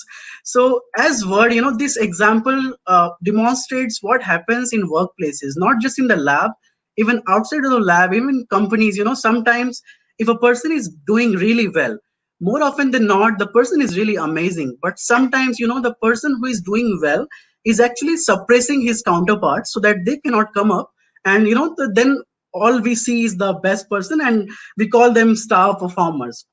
So this group of chicken, the red zone, were composed of some star performers, and they were practicing suppression and supremacy, to bring about the results. So when we talk about chicken, egg laying is considered to be very important phenomena. So what authors did was that they were finding it really tough how to study the egg laying behavior of these two groups of chicken. So what they did was that they created two separate groups. One was for green ones only, one for the red ones only. On the left side, what we present here, this is after 1 year of study. This is the behavior and health pattern of the green zone chicken. And what I'll present now would slightly surprise you. On the right side, these were the fierce competitors, always fighting, suppressing others, trying to be the best. Being competitive is really good, but it should not hamper the entire group of it. So as the results clearly show that, on the left side they were pretty healthy. So I want to bring home the point, that collaboration between all of us, people present here, and when we go out of this webinar, whichever field we are involved in, a lot of collaboration is needed, and it is not limited to research or management or whichever field. Because one of my advisors from my first month of PhD, he mentioned one thing, that Shashank, when you look outside the window, there is no biology, research, science, physics, chemistry. The whole nature is together. So all the fields are connected together. So in order to bring good to humanity, all of us need to work together. That's the need of the hour. And COVID has just re-emphasized that fact. Coming to a bit of management part of it, which is a bit serious and it's my expertise as well. So this is just a basic mechanism to demonstrate the difference between closed innovation. Closed innovation means that there is a research team, they do all the work together, and whatever data comes, it stays within the team. So there is just one supplier, internal ideas, and they are getting to the market. So just one source of idea. Second one is open innovation. So as you can see, open innovation, these small bubbles, external collaborators, and then there is alternate market. Like for example, in Taiwan, I'm working here in biotechnology lab, and I'm also collaborating for the management, and all of us present here are from various diverse background, and we somehow, in some way or the other, we collaborate together to create a product. So scientifically, it has been studied in the past as well that open innovation actually leads to much more effective products which come into the market, and this serves humanity in a better way, even outside of the lab. So there was this study done in Korea. There was around 4,000 groups contacted, and around 70% of them replied. So here what they did, they tried to study the mechanism of how those firms work. One group was closed innovation firms. That means the ideas were only internal, coming from the funds and all the fundraisers of the fund only. Second was open innovation firms. They were open to listen to all the people, all the stakeholders in the company, and then they innovated. So as we can clearly see, they studied the cash books. This is totally economics and finance. So the total effectiveness of what they were doing, which were much bigger and much more enhanced when we talk about those open innovation firms. So this makes the point really clear that, the need of the hour is to collaborate together to bring about very innovative and, very useful, efficient results for the whole world, even beyond COVID. So this is a learning for all of us. Going forward, when we talk about management concepts, there's a term called competitive advantage. Like those chickens, the competition is really fierce. So there are two views which are presented by people who are experts of management. One is called CA, that stands for competitive advantage, and second one is dynamic capability view, DCV. So I'll just briefly talk about all three of them. So first is industrial organization view. This is like, let's say we have a family of 4 people, and all of us have certain ideas, and we try to cook something in our kitchen. So the kitchen is actually supplied through ideas only by these 4 members of the family. Second one is resource-based view. So taking the example of the kitchen again, let's say in our kitchen, we have a lot of groceries on the shelves and all around the house. So we use only that to cook something for us, which is, we are depending on the core compatibility, what we are good at as a family in the kitchen. Third one is dynamic capability view. This is what we are talking about here. This means that we listen to all the people and we evaluate all the opinion suggested to us from experts of various fields. It can be someone like, going by the kitchen example, we talk to people outside, we talk to neighbors, we talk to people around us to cook the best meal possible. So in the current COVID situation, I think this is how we need to work and go forward, because uh, just by being just limited to our field of work, just being limited to a particular country, the world cannot go forward. And COVID has, established that in the whole universe, we are just a small part of it. So just by unity, this is the only concept which can, help the whole humanity and whole nature go forward. Going ahead, I'd like to briefly touch upon what do we plan to achieve when we talk about open innovation. So as you might understand by now, open innovation means whatever I'm doing, it's open for others. You can obviously, within ethical boundaries, you can utilize my research and we can collaborate together to bring about good results. So there are 3 steps basically when we talk about open innovation, 3 goals of it. One is to plant a very swift response to a very competitive environment. Like for example, if I have a company and there is a competition going on, then if we are open to innovate, if we talk to people around us, we are in a much better situation to innovate better and to create better products, to be more efficient as well, and to be very useful for the society, not just in the lab. Research is not just about publishing papers. The work which we are doing should come out in the field, and there should be some change happening because of whatever we are doing within the lab. And second goal is to acquire knowledge. For example, let's say I'm creating a product from bacteria, like in my intro it was mentioned, like I'm trying to create a vaccine, and I have certain strain of bacteria which I'm trying to use to see if it can competitively inhibit the other bacteria, or if it can competitively inhibit the virus, the COVID virus, like we say. In this case, if I'm limited to my own work, I might be having a tunnel vision that I'll be seeing only one thing, only one goal. Instead of this, if I go out and share it with fellow researchers, there's someone from management, someone for statistics, someone for economics, other from other biotechnology labs, all of us can collaborate together to see how each one of us can add bits and pieces of knowledge to, reach for a common goal. So this is what dynamic capability view deals with. All of us should collaborate together in order to bring out the best results when we talk about research or even work outside of the lab. So when we talk about DCV perspective, there is 3 things. First, if there is a problem, then I think the most important step would be to identify the problem. Like if you have an issue and you don't know that you have an issue, then this is going nowhere. So first one is sensing capability. You should be aware of your potential. You should know what situation you're dealing with, and you should know how you can go ahead with it. Second one is seizing. Just knowing what you're capable of, it again not enough. You should know how to tap into your potential and potential of your partners all across the globe to mount a very effective response against a situation like COVID. And then after we collaborate together, the work should be implemented in such a way that it leads to a transforming capability.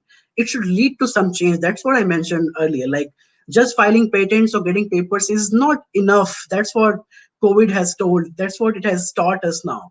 Whatever we do within the lab or even outside of the lab, it needs to come out as a product in order to serve the humanity. And that's the purpose of science. I mean, as scientists, that's what we should aim for, to make the whole world better from all the perspectives. Such approach can lead to better product innovation, and it also gives us a competitive advantage. Like for example, let's say I'm studying for an exam, and let's say I'm good with biotechnology, but I'm not really great at statistics. So what I can do, I can go out and talk to people who are really amazing in stats, and these, we two can make a team, and we'll be amazing. Like biotechnology expertise comes with statistics. So we obviously gain an advantage over the statistician, and my friend also gets an advantage over his fellow colleagues because biotechnology and statistics is merged together now. So in a similar way, all the fields can work together to create best results for the world. When we talk about social ecosystem, so ecosystem, it's like a whole system. When we talk about any work, we are not doing it independently. A lot of people are involved. Like if you live in a family, father, mother, sister, brother, it's like a whole system. So there is public sector, there is the government, there is private sector, there is a finance team, and there is a whole network which deals with business. And there are people who want to do business, and then there is academia, people who do research within the lab. These all, like we see the representation here, the lines which connect, each one of them are connected to all the other people as well. So everyone, each point in the whole ecosystem needs to be connected together in order to go ahead in a very efficient and in a very productive way. Going forward, I mean, like I mentioned, being an Indian and being in Taiwan, I would like to represent what Taiwan actually did and how they could achieve such amazing response. The whole world actually knows Taiwan after this way of handling COVID-19. So a commander was appointed here, which forms a core head of the committee. Then there was a deputy commander section. They were handling epidemic intelligence group, border quarantine group, because all the people coming outside, Taiwan is just less than 200 miles away from China, and situation was going crazy in China. So it was much more challenging than what it looks to us from the outside. And then it goes from the top layer to the ultimate bottom layer. Everyone was collaborating together to mount a response against this problem the whole humanity was facing. So the representation of Taiwan is that we can learn from it. We can learn that how all the departments, like let's say if we talk about India, from central government to the state government to the district level, all of us should collaborate together. There should be no criticism. Like even if I'm a district worker, even if I'm a cleaner in some small company, even I have the responsibility to clean up the premises with alcohol. So everyone should fulfill their own responsibilities, and being just honest with our work can actually create a lot of good for the whole world. And this should be learned by all the countries across the globe. The collaboration is really needed because like a lot of fighting, speak like Dr. Muchie mentioned before me, a lot of fighting is going on, a lot of conflicts. There should be a middle ground for all the countries, because without collaboration there is no way we can win over a situation like COVID-19. And like again, going by the example of Taiwan, there is a template which I would like to present for the global governance post COVID, how things can change and how we can plan this change. So the whole goal is to save lives, to ensure security and stability all across the globe. This for everyone. It's about equality as well. There should be no differentiation between groups. So there is an expert group, there is an ethics group. They collaborate together, and there are 5 major goals of them.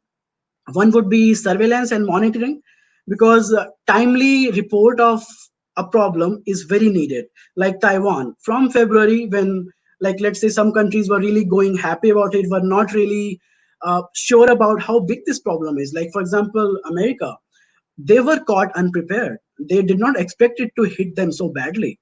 So timely surveillance and monitoring is actually very important. And then through collaboration, containment, and control, it would obviously lead to saving a lot of lives, and whole community, each one of us have a role in this. We cannot just go ahead and blame somebody. Blame game is very easy to do. All of us, even from the top to the bottom level, we should take individual responsibilities to fulfill whatever goals, whatever targets we are assigned to, in order to make whole world achieve success against a problem like this. Not just now, even in the future, it may happen again. We should be prepared. It would eventually lead to security and stability. And we should research, recover, reflect.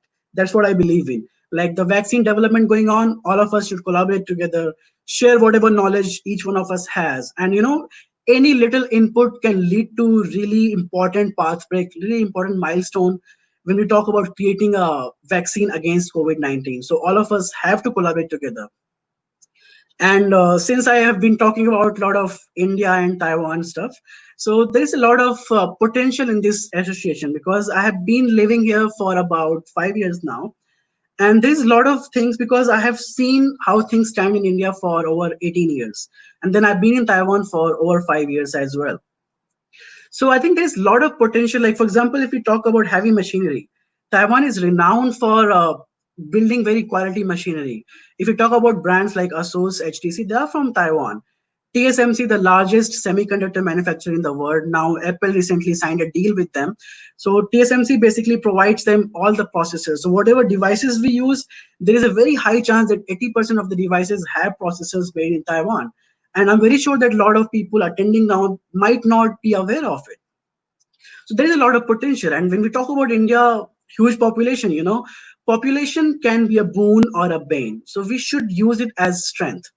Huge population leads to lowering the cost of labor.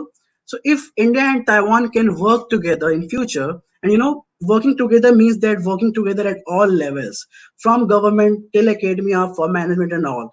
If we can work together in future, I'm very sure that both these countries have tremendous potential and they can actually, create a template for the whole world to follow. That's what leadership is all about. Leadership is not about being a boss. It's about, leading the team by example and creating a template for all of them to follow. We should not tell them what to do. They should just see us and learn from us. And, they should just learn from the leadership and create a good response against any problem, not just COVID. It goes beyond COVID-19 and we should be prepared for future as well. So that's how I like to conclude the thought. And specifically for students attending this talk here, if any one of you want to reach out to me or to Dr. Chen and you want to explore the potential of management and biotechnology, you can just, I have a very basic blog which I started recently. It's about to create this linkage between India and Taiwan. You can just scan through it and we would be more than happy to help you out with whatever questions you have regarding collaboration. And that's the whole purpose of the talk. So I would like to, get the things moving and I'd like to act on the individual level first. So any one of you, any questions or any thoughts on it, or if you want to learn from me or from Dr. Chen or any other panelist about the way forward, we'd be more than happy to help you out, to listen to you. Thank you so much. Thank you, Shane and Mr. Thank you, Dr. Shane and Mr. Maurya, for your wonderful presentation and lively presentation. The chat box was flooded with congratulating comments. So it really gave new insights to us. And now I would take a few questions from audiences. The first question is from Mr. Subbarao. It is presented on your screen. How to handle both cooperation and competition at a time? I mean, simultaneously. Would Dr. Chen like to take the question or should I take it? Shih-Hsin could go first. Sure. So I think, there should be a balance. I think when we talk about cooperation and competition has to be there, but it should be healthy. I'd like to give an example. Like, for example, if I have a lab mate and we are working on two different projects, let's say two different bacteria to create something. So if I am creating a product in 1 week, that person should also try to create something in 1 week. He should not try to derail my progress in order to get an upper hand. So, this collaboration should be very healthy. There should be very unique and very ethical aspect to it. We should not, in India, like we say, we should not head over somebody's head to climb the ladder. Instead of that, we should both go together about it. So that's my take on the question. Thank you. Okay. Dr. Shane, can you comment on this? Yes, and giving an example that, for example, for the drug development or vaccine development, nowadays, especially fighting for the COVID-19, then those pharmaceutical firms, they are of course they are in the sense of competition. They are competitors, but in the meantime, they are collaborate to fight with the disease. So I think this is a very good example in the post-COVID-19 era that we collaborate in the competition at a time. Right. Okay. So thank you once again on behalf of my college and on behalf of my whole organizing team. I once again thank you for everything you did for us. You connected all the way from Taiwan, and thank you for accepting our invitation. Thank you. Thank you. Okay. Now I will move towards our next invited speaker, Dr. Swapan Kumar Patra sir. Dr. Swapan Kumar Patra is a PhD in Science Policy from the Center for Studies in Science Policy, School of Social Sciences, Jawaharlal Nehru University, New Delhi, India. Dr. Patra is presently working as a Career Advancement Research Fellow in Tshwane University of Technology, Pretoria, Republic of South Africa. Dr. Patra's research interests are in the areas of innovation studies, globalization of research and development, multinational enterprises, social network, big data, and so on. He has extensively published in journals, books, book chapters, and popular articles. Dr. Patra is presently Associate Editors of African Journal of Science, Technology, Innovation and Development, Journal of Scientometric Research, Tshwane University of Technology Journal of Creativity, Innovation and Social Entrepreneurship. So I kindly request Dr. Patra to come up at screen to address the audience. Over to you, sir. Thank you, Aziz. Thank you very much. I would like to thank Chairperson Dr.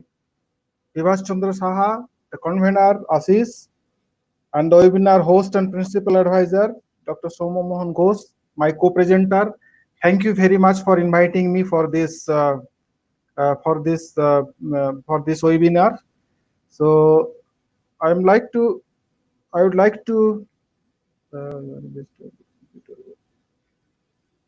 to speak on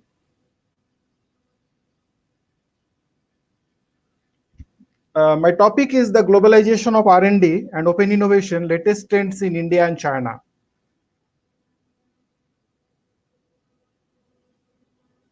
Is my screen visible? Yes, sir. You can just start the presentation.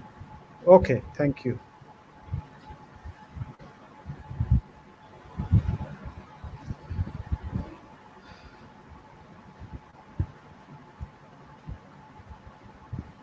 Yes. All right. So why this topic? Why this globalization and internationalization topic has been chosen? Because globalization is not a very new phenomenon. It has been started with long distance trade, and when the human beings started moving from one place to another from the time immemorial.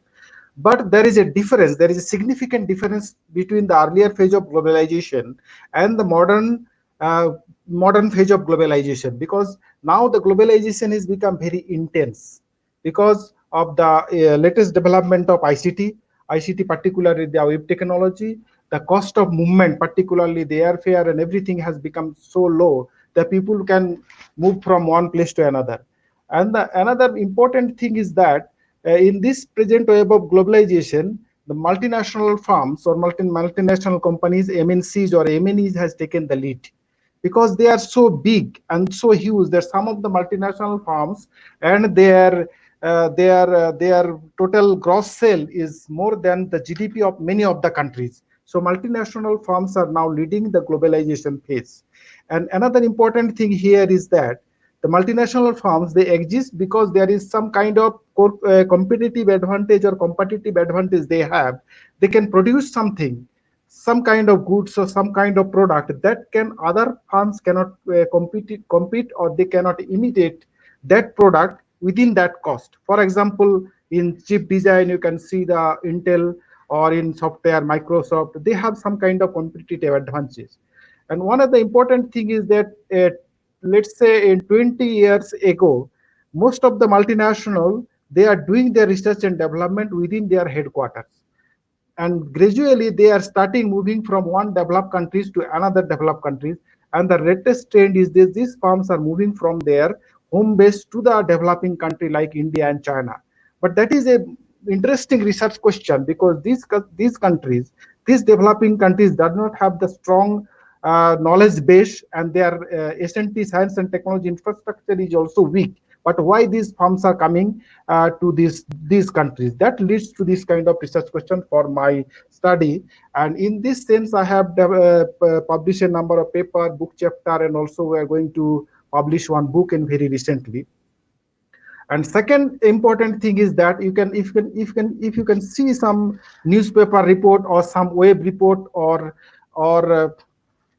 some popular media report that firms are coming to the India and China, but there is this phenomenon has not been well investigated, or is not been properly discussed in the scholarly medium. Both India and China has quite similar national innovation system, but also they are dissimilar. Dissimilar in the sense that China is more towards the top-down approach, more government investment, but in Indian case, it is not that this way. There are some studies of internationalization of R&D or globalization of R&D in early 1980s and 1990s, but there is no systematic study in the last couple of decades. So this leads to my this investigation. So before going, to go before these things, these two terms, internationalization of R&D and globalization of R&D, needs to be discussed. Although some scholar they interchangeably use these terms, internationalization and globalization, but there is a distinct difference between these two terms. Internationalization of R&D was mainly one-way interaction between the multinational firms, the parent headquarters, to their subsidiary, and it was mainly a technology transfer unit in the developed countries or developing countries. This their product was mainly to adapt the local market condition, and mainly restricted to the developed countries. Developed countries means the triad region. Triad region is the North America, Europe, and Japan. So Japanese companies is going for a research and development center in Europe. Europe is going to North America. North America coming to Europe, like this. So this was mainly restricted to this developed country, developed region of the globe. Whether in the globalization of R&D, it was a two-way interaction between the firm's headquarters and their subsidiary. The research and development unit in developing countries is rather more towards the production unit. Multinational subsidiary were important for the headquarters. And finally, there is a dispersed, particularly exploiting knowledge base in the developing countries in India and China, because these countries now they have a lot of human resource available in lower cost in India and China. So based on that, the research and development unit in the internationalization of R&D is divided into the four different and distinct phases.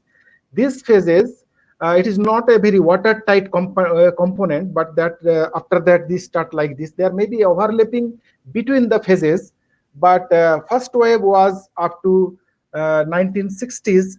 The overseas R&D function of firms was very little R&D abroad. It was mainly to capture the new market, and drivers was based on the client's need.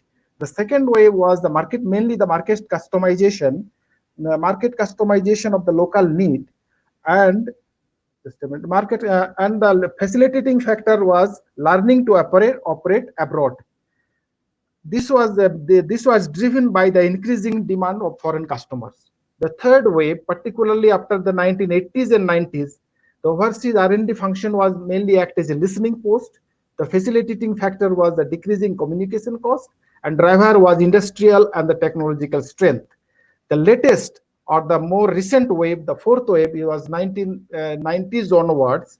The overseas R&D function was mainly the incremental innovation, multi-product innovation, and the frontier innovation.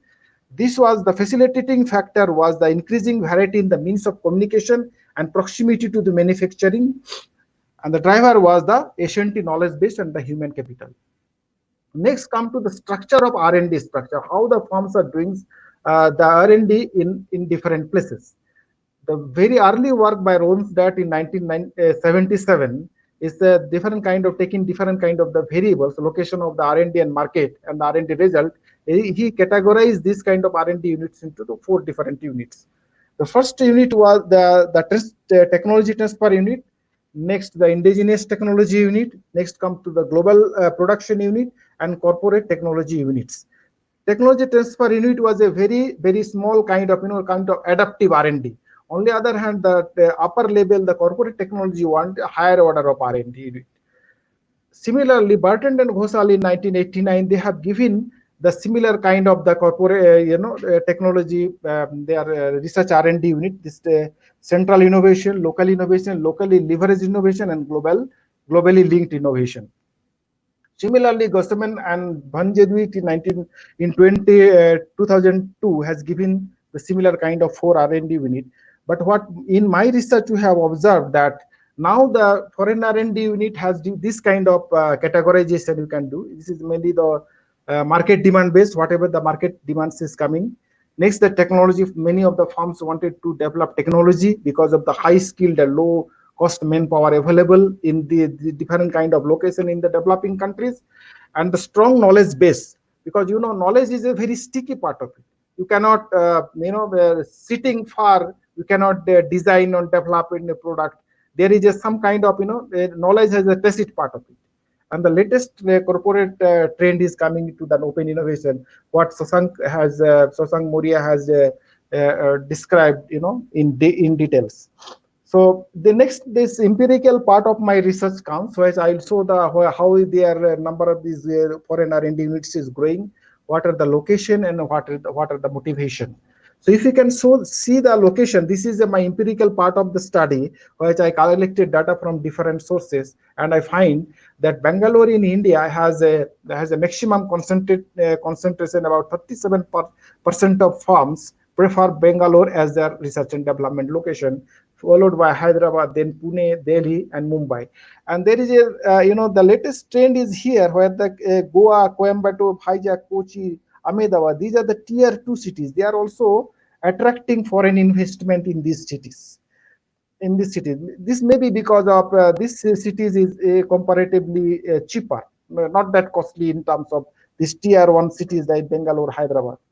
In China, the cities which are more preferable location is the Beijing, Tianjin, Shanghai, Guangzhou, and so on. Here is also the tier 1, 2 cities like Xi'an, Chengdu, Guangxi, Shenzhen. They are also attracting research and development unit by firms in different sector. For example, consumer discretionary, financial, healthcare, energy, and so on. So why these cities, Bangalore, Chennai, Pune, Delhi, is why so attractive? This is because these cities has very world-class universities or colleges located here. For example, in Bangalore, there is top class 16 universities and 1,970 colleges. These are the estimated, and also about 11% of total Indian R&D in research paper is coming in 2022. And tertiary enrollment in the college or university is about 708,000. So next comes to the motivation. Why the firms is coming to India? The major motivation here, based on my survey of the firms, there is maybe overlapping of the motivation. For example, some firms says that their motivation is technology driven, and in some firms they say they may be market driven. Other may say that innovation driven, like this. So mainly the technology driven, because they wanted to do some new technology develop, because you can see if a computer chips is designed in Bangalore and manufactured in Taiwan and sold in the global market like this. Next comes the market driven, because India is also a big market of about 3 billion customers, and their customers' choice is varying because of the increasing middle class population. Then comes the innovation driven, means there is a new product development. Cost driven means that the cost is cheaper than any other location. Next, develop the policy driven. Policy driven means government is given some kind of incentive to do research and development in India, and production driven is how to do the products. In China, that is significantly different. Yeah, 56% number of firms in my study say that the China is a big market, because China is a big market of about 1.4 billion customers, followed by the technology driven. So here is a major difference between the India and China research and development by foreign firm. In Indian case, it is mainly the technology driven, but in Chinese case, it is the market driven. Next comes some empirical evidence in terms of output indicator, publication, and patenting trends. I've selected some couple of firms and collected their publication activity. For example, in hardware and equipment industry, Cisco, Hewlett-Packard, Qualcomm, Alcatel-Lucent. In software and service industry, it is IBM, Microsoft. In semiconductor industry, NXP Semiconductor, Infineon Technology, Intel, Samsung, and Texas Instrument. For their publication, I have collected from the Web of Science databases during the 1975 to 2009 using the address. For example, address will be Cisco and another address will be in India.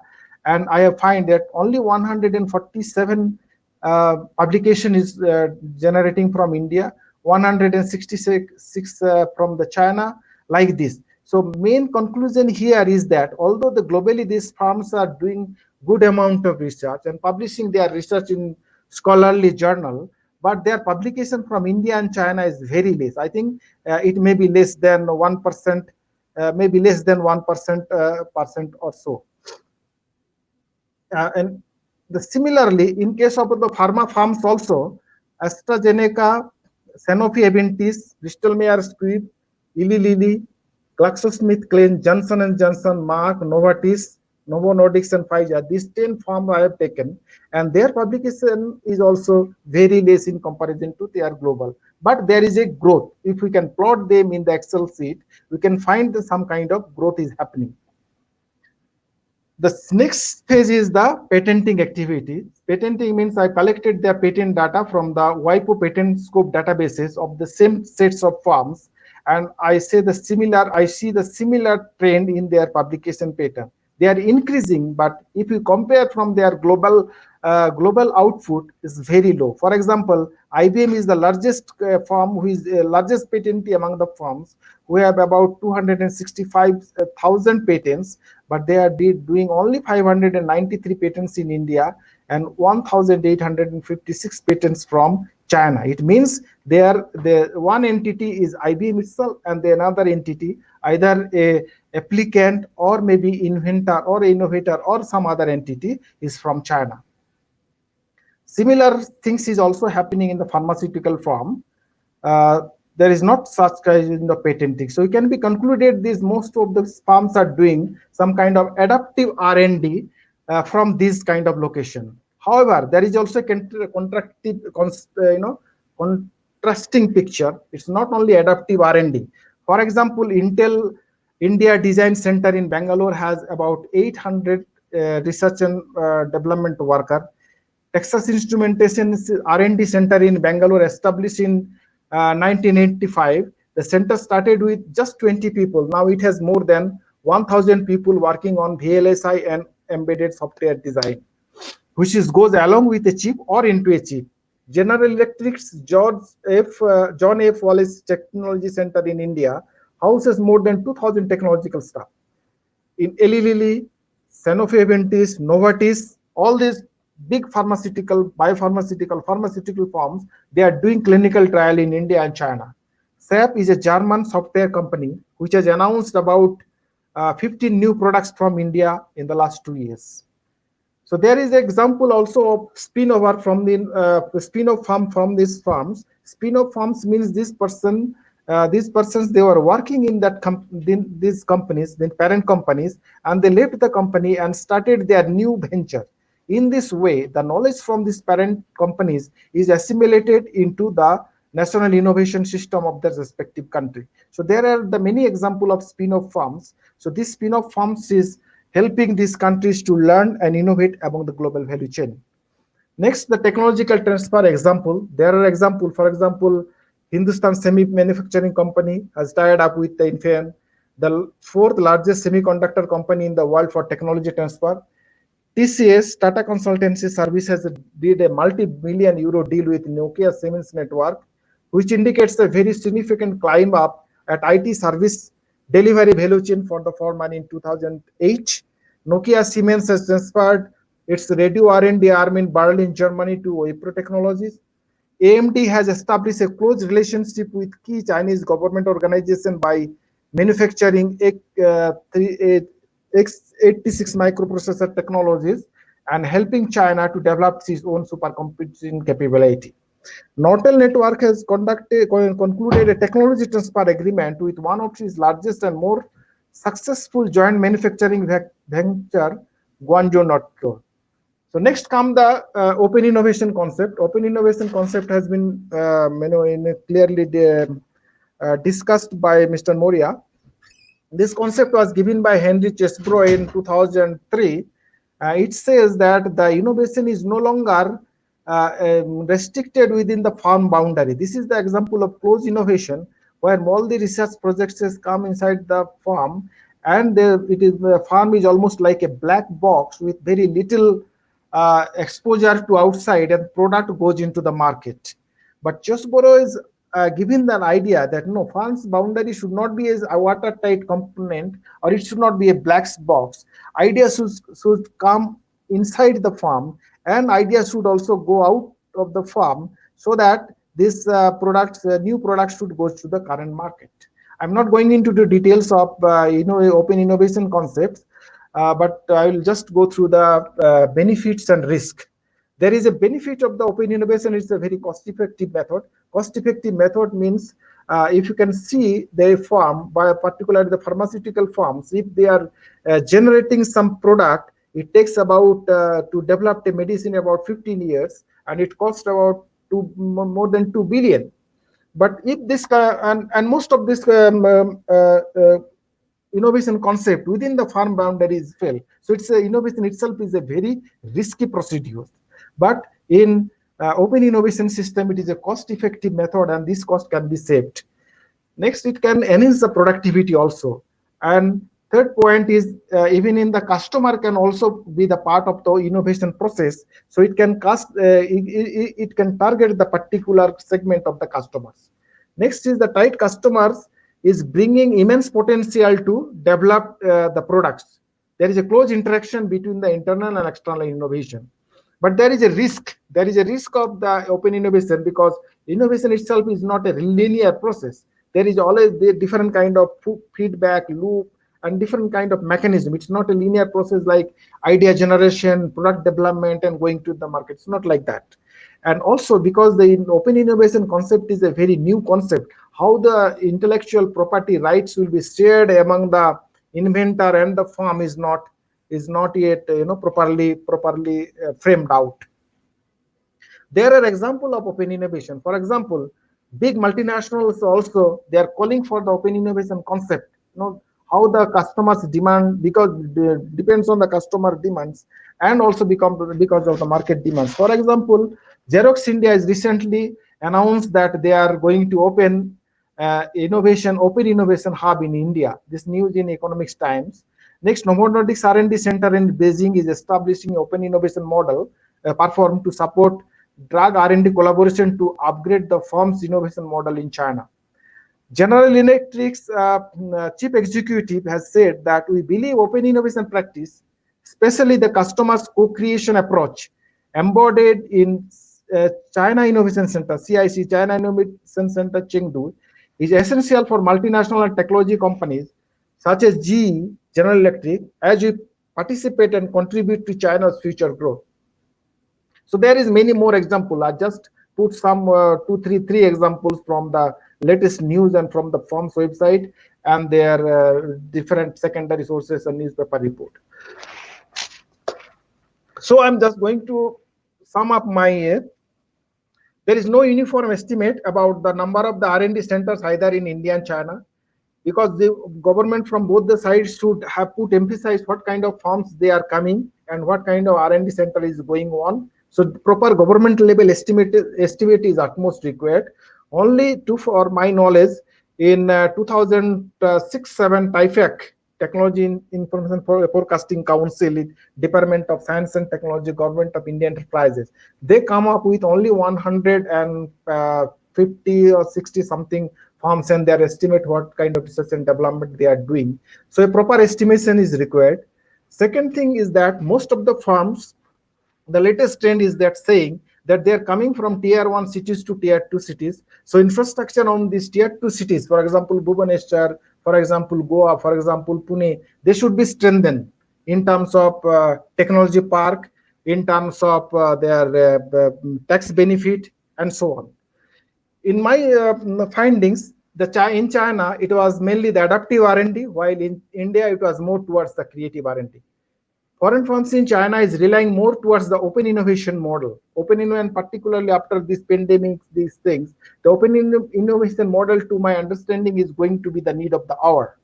So to benefit from this open innovation model, venture capital ecosystem of both the countries is to be strengthened.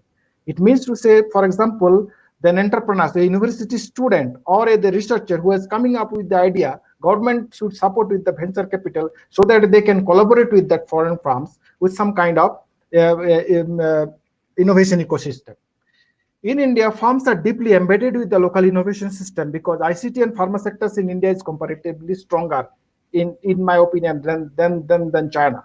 University industry linkages, which is the backbone of triple helix model, the metaphor triple helix model, is very strong in China, while it is comparatively weak in India and need further attention.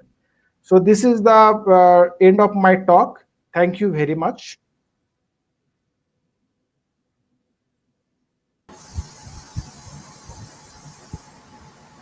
Thank you.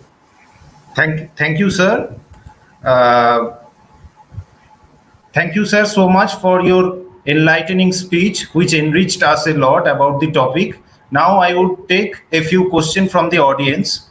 The question is done by Nitai Gayan. He asked about in global perspective, China combat the COVID-19, but other countries in the world like India are not combat the same. I mean, they are not up to the mark like China. Can you comment on this, sir? No, this is the good question, no doubt about it.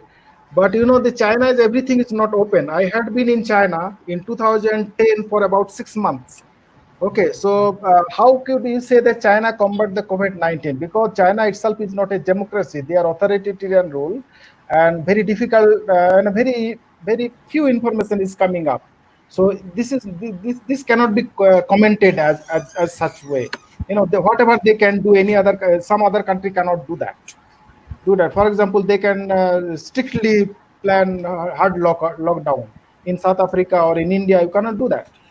So I don't think that it is a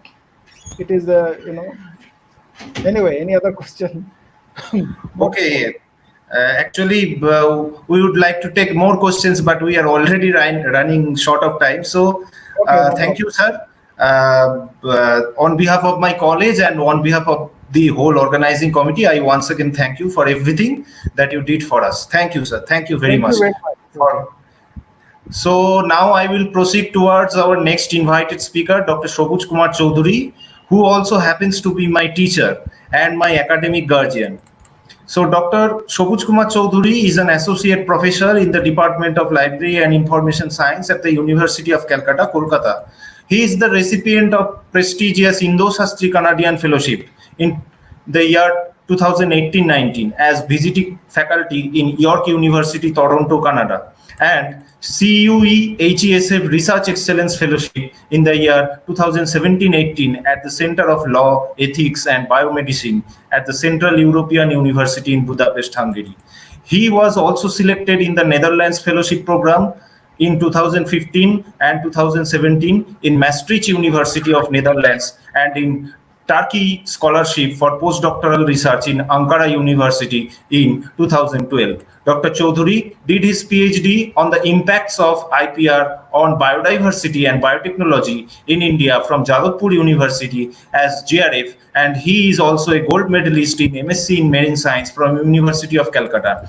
He also completed his associateship in information science from National Institute of Science, Communication and Information Resources, CSIR, New Delhi, with specialization in patent information system. He has been teaching and supervising MPhil and PhD on futuristic research agendas like IPR, traditional cultural expressions and indigenous knowledge system, sustainable development and disaster resilience.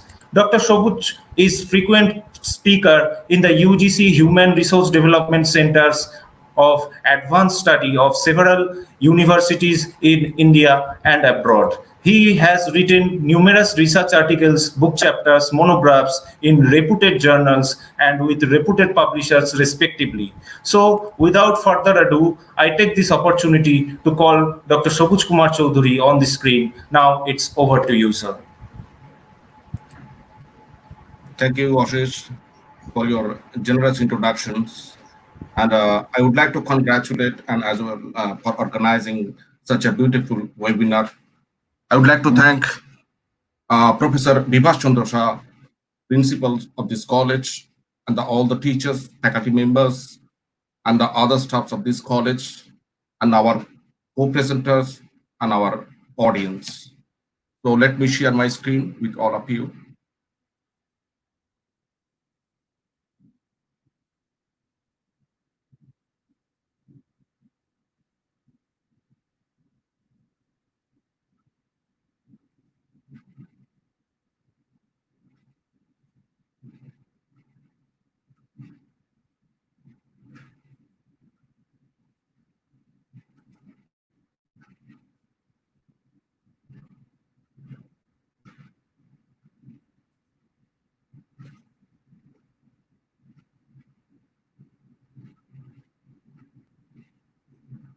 Is it okay, Ashish?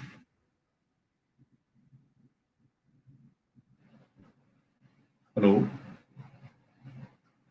Hello, sir. You have to open the PPT, sir. I have opened it. We are seeing the white screen. White screen. Okay.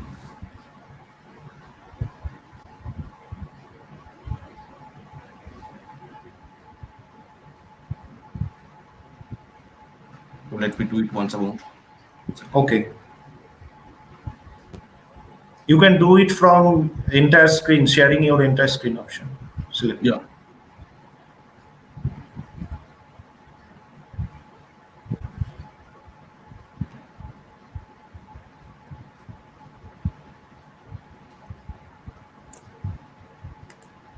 Yeah.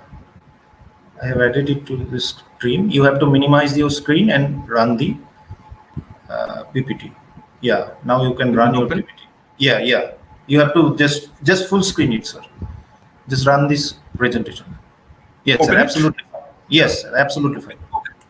Okay. So let's get started. I have chosen my topic on this on open innovations, COVID-19 crisis, and intellectual property rights. The subject is very close to my heart. It's paradox, shared visions, and opportunities. So let's start with this basic aspects of these creations. Open innovations is all about creations. When you think about creations is nothing but putting an idea into actions. So when we are putting into idea into actions, there are some perspectives of creations. What Graham Dartfield has said, there are two aspects or two perspectives of this creations process. One is a subjective, another one is objective. Subjective creations, it starts with the creator when he feels some kind of impulse to create something. That's a subjective creation. But the objective creations, the name clearly suggests that it's objectives and is driven by some objective. When there is a societal or market demand, it becomes an objective creation. Current COVID-19 crisis situations calls for these objective creations. So let us try to see all the issues one by one gradually. Traditionally, we follow this linear approach of innovations that starts from the innovations and ends with some products and finally diffused in the society. And in this path, it has to cross a valley of death. There could be a different valley of death, multiple valley of death. Valley of death is nothing, is basically as a customer's preferences and affordability issues. So putting something into actions, an invention has to cross valley of death to become innovations. So all inventions cannot become innovations in the market, and all inventions cannot see the day of the light because users can choose it properly according to their preferences. And finally, it diffused in the society.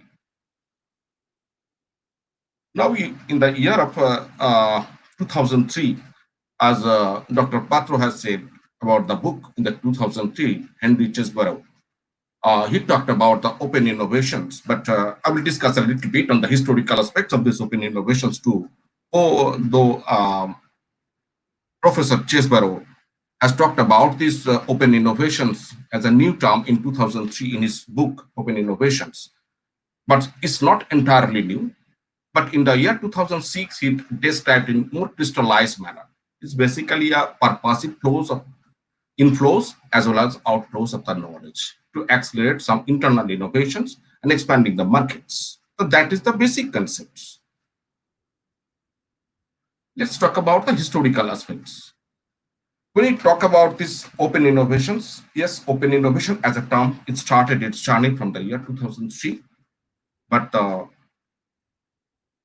since time immemorial, even 5th century basis, Roman Empire, they have taken a different military as well as medicine related knowledge, and they have also opened up their military and medicine related knowledge to other peoples, primarily to the Latin peoples. So that was the primary examples and the oldest examples of these open innovations, or a kind of, is a kind of alliances or kind of collaborations. And at the Middle Age, in the early 19th century, Napoleon III, when he was looking for some cheap options for the butter, he offered a prize to the public who can make some cheap butter for the military as well as the lower class people. And then scientist Maze, or a chemist Maze, he developed oligomargin, now it's known as a margarine. And this margarine he first developed from the beef oil and the skimmed milk. So that was the example. There are many more examples we can find in the history. The open innovations could be a new term, but it has a different predecessors in a different names. It's a kind of alliances, kind of collaborations to meet the present need as well as the future need. What is the basic philosophy of open innovations? You see, great economist Kumar in 1934, he talked about that creations and ideas are always there. It needs a leader to amass them. He said it, he narrated it in the year 1934, and it was supported in the year 2017, once again by Henry Chesborough. And he said, the open innovations is embedded in the notion that the sources of knowledge or innovations are widely distributed in the economy. And after that, many scientists, many workers have worked in these fields to find out the exact philosophy of open innovations. Obviously, open innovation is manifested through collaboration or alliances, but what exactly motivates people to come together and innovate together? So in this area, I found a very interesting paper of Karl Popper in 2001. He talked about the vacancy. Vacancy is a knowledge vacuum. And the paradox. Paradox is a very interesting issue. He said paradox is the precursors of the new knowledge creations. So these are the basic philosophy of open innovations. And open innovations in the multi-sets are there. As already previous speakers have said many things about all this. Outside in, inside out, and joint innovation. Outside in is nothing, it's basically knowledge from outside is welcoming inside to develop something, and inside out when we are opening ourselves to develop something new, and when we come together and shake hands at something new. At these junctures, Dr. Patra has talked about the users or a customer's preference and the customer's involvement and the relevance in the open innovations. Yes, it's a new term has been coined up when the user intervention is concerned. That is open innovation 2.0. So these are the diagrammatic presentation. You can easily find out outside in, inside out, and we are developing some kind of innovations ecosystem, open innovations ecosystem when user is being participated. It's a new thing. When users is also taken into considerations in the innovation process. What I was talking about, this Karl Popper paper, that is a paradox. He talked about when the knowledge comes from outside and mix up with this inside knowledge, a kind of paradox is created. And that paradox is the precursors of the knowledge creations, of the new innovations. And in this context, the G has said many interesting things. And one interesting thing I thought to share with you He said the paradoxes refer to the discourses beyond common sense that tell truths at new dimension using apparently contradictory words. Because paradox as a term and a creation are two contradictory terms, how two things can be put together and can move forward for a new future. Let's try to see some of this flow diagram.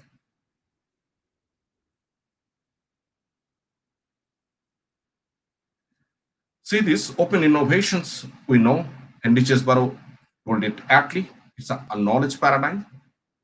Inflows of knowledge, outflows of knowledge, and the diversity of ideas and knowledge are being produced. Then collisions of new ideas. That creates a paradox. And he said paradox leads to creativity, and that results creative innovations and knowledge paradigm at a new level. So that is the basic moot point of that philosophical aspects. So many factors have been discussed by many workers in different times. How this linear approach of innovations migrates to the open innovations approach. Many factors are there, like this increased mobility of the workers, more capable universities, declining use hegemony. But more prominent one is increasing shareability as well as accessibility. Because increasing shareability and accessibility happen because of the inceptions of the internet, including the social media. So this way it works. When we are thinking about the closed innovations, we are in fact thinking within the box. When we are thinking of the open innovations, we are thinking out of the box. When you are thinking about the innovations network ecosystems, there are no box at all. So free flow of knowledge. So let us try to juxtapose two contradictory terms, as I said earlier. Open innovations plus intellectual property rights. Open innovations is a kind of free flow of the knowledge across the firm boundary, whatever Henry Chesborough has told. For our sakes, we would like to call it a free flow of knowledge. And this free flow of knowledge is very similar to the free flowing river. When river flows from the mountains to the land, it actually follows its own directions. It doesn't follow anybody's direction, anybody's dictations. So that's a free flow of ideas and knowledge. But what is IP? IP is nothing, is you can visualize, you can imagine IP is a kind of impediment, is a kind of barrier in the road of the free flow of knowledge. So it reduces the access and the knowledge of the ideas. So these two contradictory things, as Dr. Patra has said it clearly, there are really no clear-cut framework have been formed so far, particularly how this intellectual property rights would be shared by the different participants. Sorry.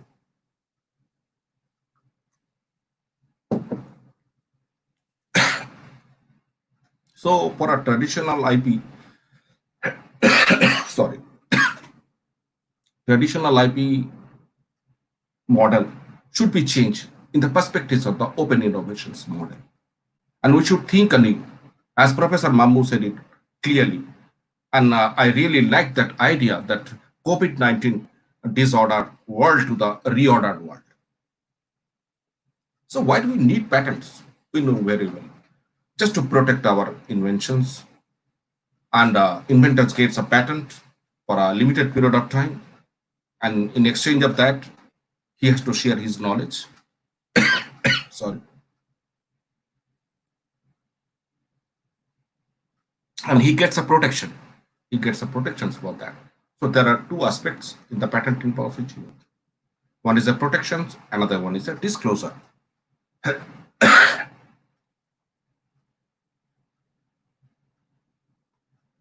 There is a very interesting study. When we think about these inventions, we think about the individual inventors. But unfortunately, in the last 100 years, the inventorship has been transferred from this, individual inventor to corporate inventorships.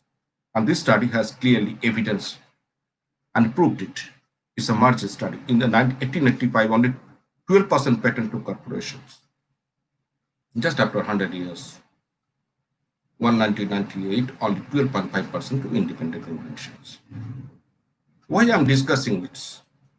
Because open innovations is primarily still now dealing with the big or mega corporations. And there is a really relevance of the current IPR law and the IPR regime, the way we work. And we need to think in a new way so that we can combat COVID-19 from this point of view. You know, the last 100 years, many new changes have been taken in favor of the multinational companies, that the assigned rights of the national treatment. Assigned rights is given to the first applicant, not the first inventor. And all foreign companies that are participating in any kind of development, they're getting this domestic treatment on the same footing with the domestic companies in your country via the TRIPS law, because all countries, including India, are the member of TRIPS. Primarily three changes they have done it to capture everything. That is a whitening of the patentable subject. Now, you know, from mousetrap to mouse, everything is a patentable subject. Creations of new rights and the progressive standardizations. Many changes, significant changes that have been carried out. As I said, now mouse trap to mice, everything is patentable subject. Very interesting paper. Stigler, 1971, he talked about in theory of economic regulation, talked about the regulatory culture. These mega corporations, you know, what is the profitable business in this world? The most profitable business in this world right now is a health-related, human health-related business. Just take the examples: Pfizer, Bayer, GlaxoSmithKline, and then AstraZeneca. You can underline the AstraZeneca. This is the company that has been collaborating with the Oxford General Institute to develop this COVID-19 vaccine. Their annual turnover is greater than any developing nations. And over the year, by using different kind of regulatory policies, kind of fixed price, evergreening, and then substitute, they have influenced very, significantly influenced all the regulatory institutions of any nations so that they can flourish and for their limitless and their long-term economic interest. What happens for that? It actually triggers two things. One is the information asymmetry, and the second one, the tragedy of the unearned commons. Information asymmetry is the information about a particular product or a particular medicine or a particular vaccine. There is a knowledge gap always exists between the user and the the company. Company information, what company is providing you the information, you are thinking this is the right information, they might hide some information from you for their long-term economic interest. So that's a kind of information asymmetry. The questions of lack of transparency happens in the field of information asymmetry. And the tragedy of the anti-commons calls for is a Heller concept.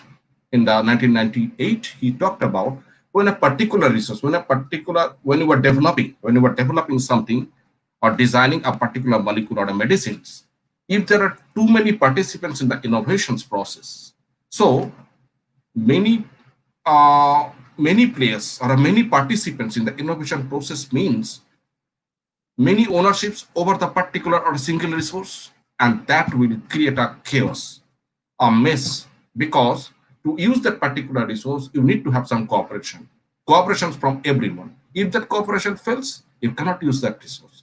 And that leads to hidden tragedy of anti-commons.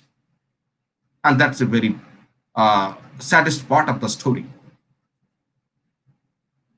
The most promising collaborations right now is happening with this COVID-19 crisis is AstraZeneca, the company, the mega corporations, as I said, and the General Institute of Oxford University. They are working together to develop these COVID-19 vaccines, and we are hoping to get it as soon as possible to save the humanity.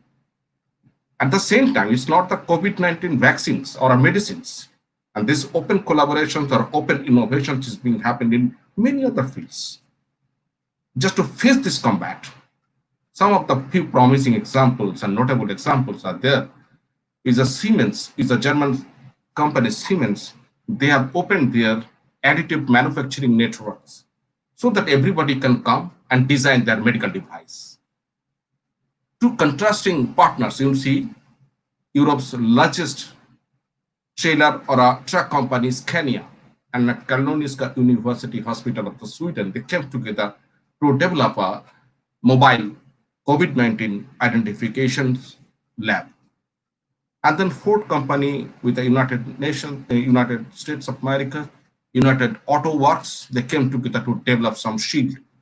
And 3M is also another international company. They're working together with Michigan's company to develop some ventilators. So all contrasting partners, they came together, and this is an opportunity. This is an opportunity to face the combat.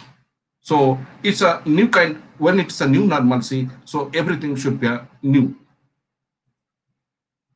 So what Francis Gurry, the former DG of World Intellectual Property Organizations and the Director General of WHO, Dr. Tedros has said, this is not the time. This is not the time for any kind of conflict. This is not the time for any kind of ownerships. This is the time for cooperations and collaborations. So let us come together and share your innovations, open up your data so that everybody can be benefited out of your innovations. Is another interesting initiative, Bhodal, using the FAIR principles, findable, accessible, interoperable, and reusable data. While you are developing something or working towards any kind of COVID-19 crisis, this is a members of this rapid response network, they will share their data online so that new development can be happen in any corner of the world in a similar way or in an affordable way. So that's a very interesting. This Bhodal network is also another kind of open or a collaborative initiative.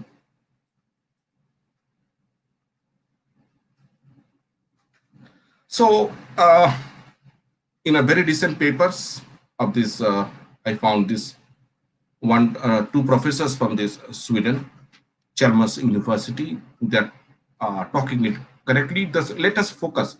This is not the time to create, it's a capture value. This is the time to create value. But unfortunately, at the same time of the COVID-19 crisis, when the whole world is fighting for this COVID-19 and they do not know how to combat, and everybody is actually struggling to combat. Even that time, all these mega corporations, many of these, they have already applied for 160 applications, patent application across the different patent office across the globe on the viral sequences. And this situation, what I discussed just a few minutes back, the tragedy of the anti-commons, that situation is growing up. That means if you say for after 6 months, say for after 1 year, when you will try to develop a new, more improvised versions of the COVID-19 vaccines or a kind of medicines or any molecule that fights COVID-19 or a similar kind of virus, you have to take permissions if all these 160 applications are successful or patents are granted to them, provided. You need to take permission from all these 160 companies. And that's a really very chaotic. So, it's actually developing a new kind of anti-commons tragedy. Why don't you think about, why don't you get inspired ourselves from the Jonas Salk, another legendary vaccine creator, vaccine innovator, Jonas Salk, when after the discovery or inventions of this polio vaccine, he was asked, who actually won this patent? He said, no, nobody. Could you patent the sun? So we can also inspired by this. In my recent paper, I also talked about the dichotomy of the patenting systems. And in this field, Joseph Stiglitz, Terry Fisher, they have worked quite a lot. The patent, when we're thinking about rewarding innovations, when mega corporations is investing money, They're investing money just to get some return. Why are you thinking of the return only in one form? That's a patent. Patenting as a system is in existence over the 600 years. Why don't we think about a new kind of things by which we can also reward the inventors? Yes, inventors must get the award, must get the reward for burning their midnight sweat. That's true. That's real. But patent cannot be the only options. I have argumented in my paper, and the inventions without patents, there are many examples in the medicines and the drugs we can also find out in the literature. We can also think about the different prize systems. Suppose somebody has developed something very useful for the nations, very useful for the society and the mankind. We are always thinking about the patent because our vision is tunnel-headed. Why don't we think about the other aspects of the society? Because other aspects of the society means because every person has a different story. So every nation has a different story. So when we're thinking about this value system differs from country to country. But our patenting systems is completely influenced and very intentionally created by some mega corporations just to help them get benefited for their economic interest. So we should think some different other path. Price system could be one of these most important options, because suppose someone has developed one medicine or a molecule or any useful, we can also go for a prize. Prize could be in a money form. Prize could be in a sponsorship or a funding for his dream project to develop something more molecules. Or we can also think of open source innovations like our Indian Council for Scientific and Industrial Research, WSDD. They're also developing these malarial medicines. Might be they are thinking some other new things. So we can also think of some alternative parts of these patenting systems. Patent cannot be the only solution. That is my argument. So shared visions and opportunities. We hope that the world's response to this novel coronavirus has taught us that a truly shared experience of a common enemy can unlock the speed, strength, and creativity needed to address even the greatest challenge. Let us focus more on creating value than capturing value to save humanity and building mutual trust, what we need at most right now. So these are the references, what I have cited over here. Thanks for patience hearing. Thank you for all. Thank you, sir. Thank you, sir, for your excellent presentation on the topic. I think the audience, including me, got new perspectives on the topic.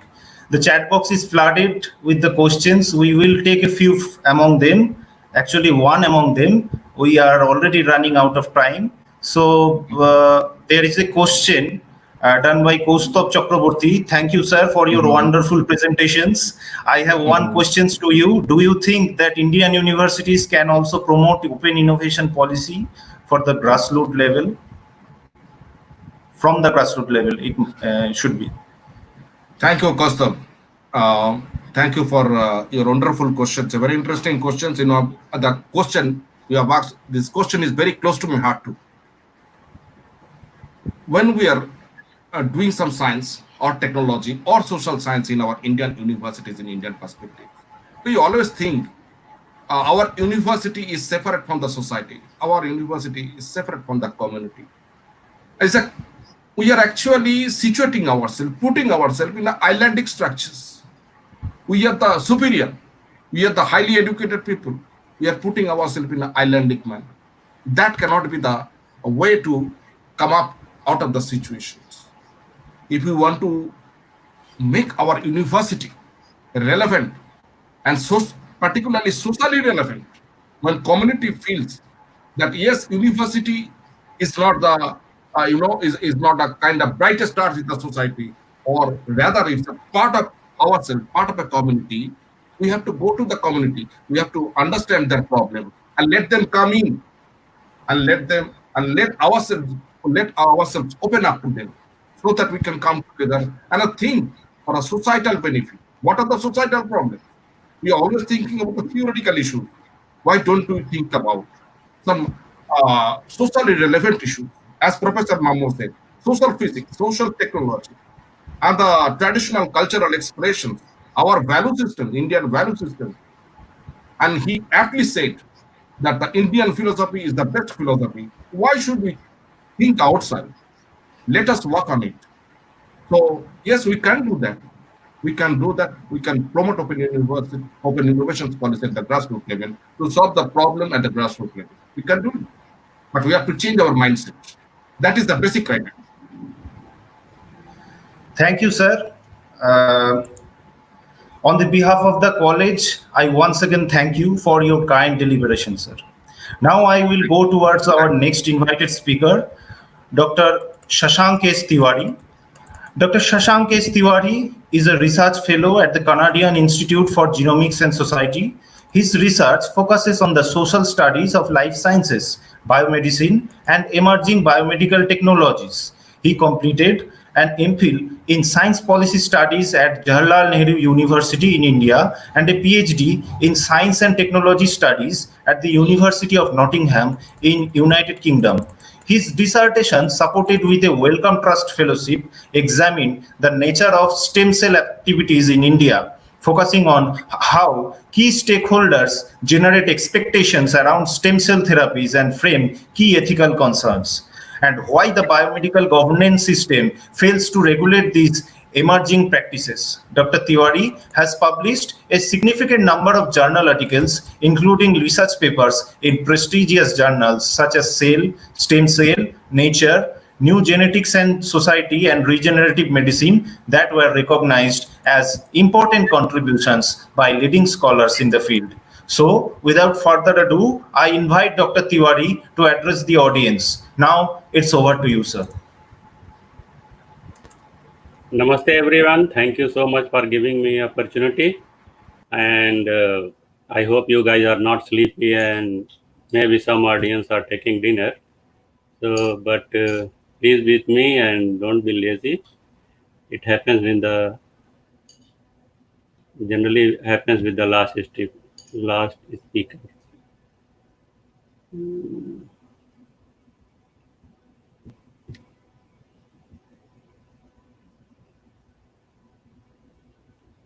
Are you getting my screens? Yeah.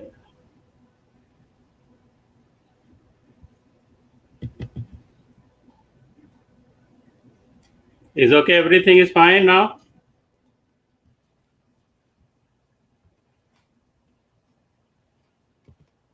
Are you listening me? Yes, sir. Yes, sir. You are absolutely audible. Or my slide is on the monitor? Yes, yes, yes. It's absolutely visible. Please carry on, sir. So I'm going to talk about in this topic COVID-19 related to the webinar theme, Open Innovation. And I think most of our previous panelists already covered this topic. And I would like to, something may be repetitive, but I think it happens with when you present on a similar topic. So firstly, I will describe little bit about open innovation, which already described, highlighted by Dr. Patra and just Sabuj, Dr. Sabuj, and also our keynote speaker, and Dr. Shih-Hsin and Dr. Chen. I would like to begin with what is closed innovation and what is open innovation, and what is already going on in this area during COVID-19 pandemic. And I would like to add one more thing, like in the innovation framework, that we talk about that innovation, IPR, and everything is fine, but since my last 10 years of research experience, I found that ethical issues, especially with the biomedical research and innovation, is not explicitly dealt with in the innovation framework. Though the responsible innovation framework is emerging on, but still is more focused on how to support innovation rather than how to address societal concern. And finally, I would like to make some conclusion of my presentation. So I'd like to highlight the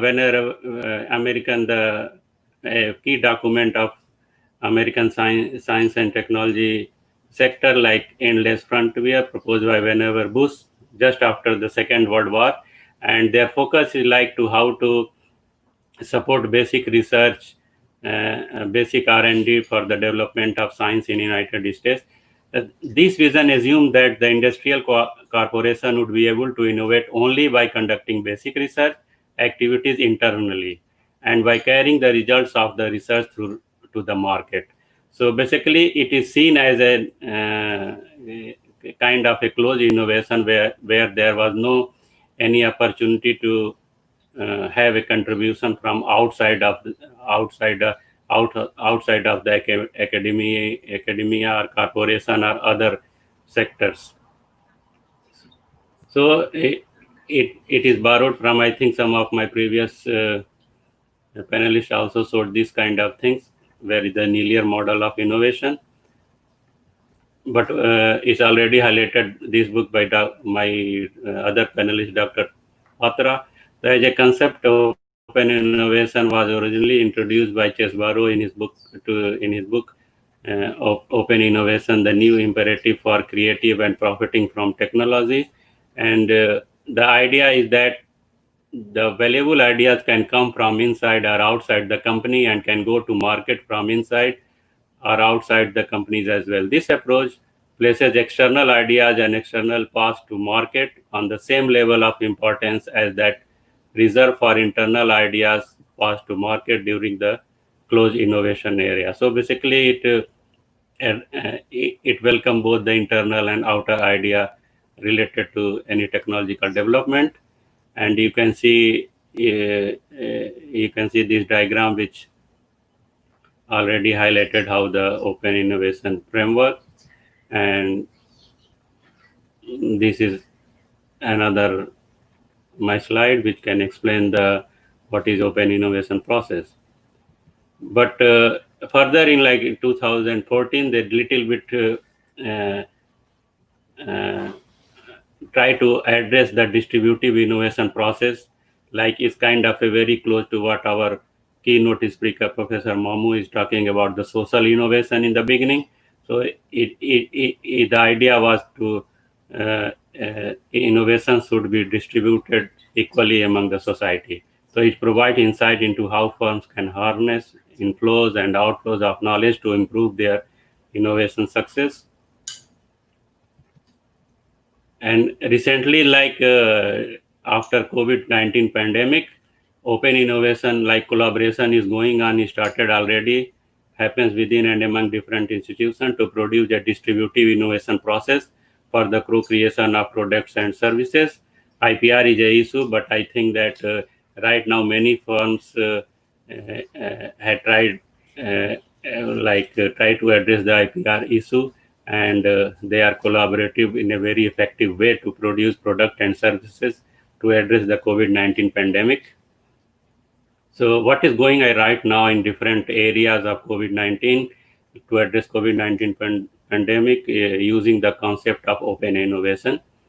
So already there are companies, government, non-profits, and citizens. Even they started including the citizens' knowledge to address the COVID-19 pandemic. This is I think, is a very good extension of open innovation, which is going directly to the society.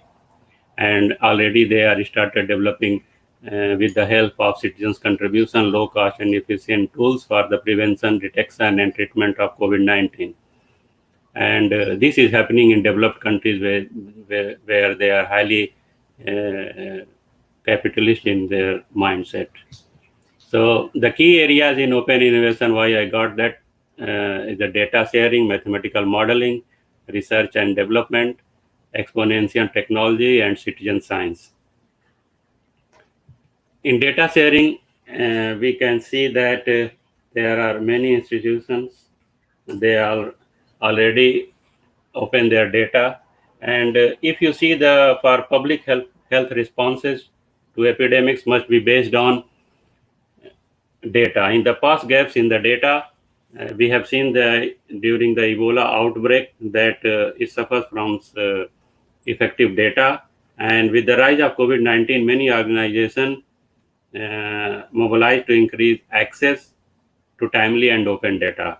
These organizations include the UN Office for the Coordination of Humanitarian Affairs, like Humanitarian Data Exchange, which hosts several COVID-19 data sharing initiatives, including the United Nations COVID-19 Data Hub, where they are sharing guidance, best practices, and information resources.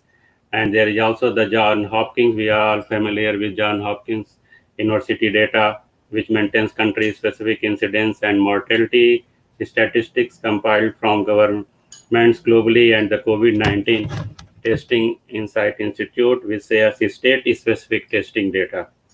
And also the health map brings together disparate data sources, including online news aggregation, eyewitness reports, and a comprehensive view of COVID-19 cases and death rates. And this is another kind of the COVID-19 open research data is also there, freely accessible, machine readable, and scientific articles for intelligence. I think the people who are working in data science, they must be familiar with Kaggle. They are also have some open information. You can access any data through Kaggle for your data science experiment. And another thing is that NextStrain provides open source pathogen genome data along with analytical and visualization tools for public use. Any public can use this genomics data, scientists or anyone. And we also seen the bioRxiv repository, where you can read preprint research papers without paying anything. So these open initiative and many others have demonstrated an overwhelming commitment to co-creation and solution finding for the common good during COVID-19. And the next step, data sharing. Anyone can access COVID-19 data from any sources.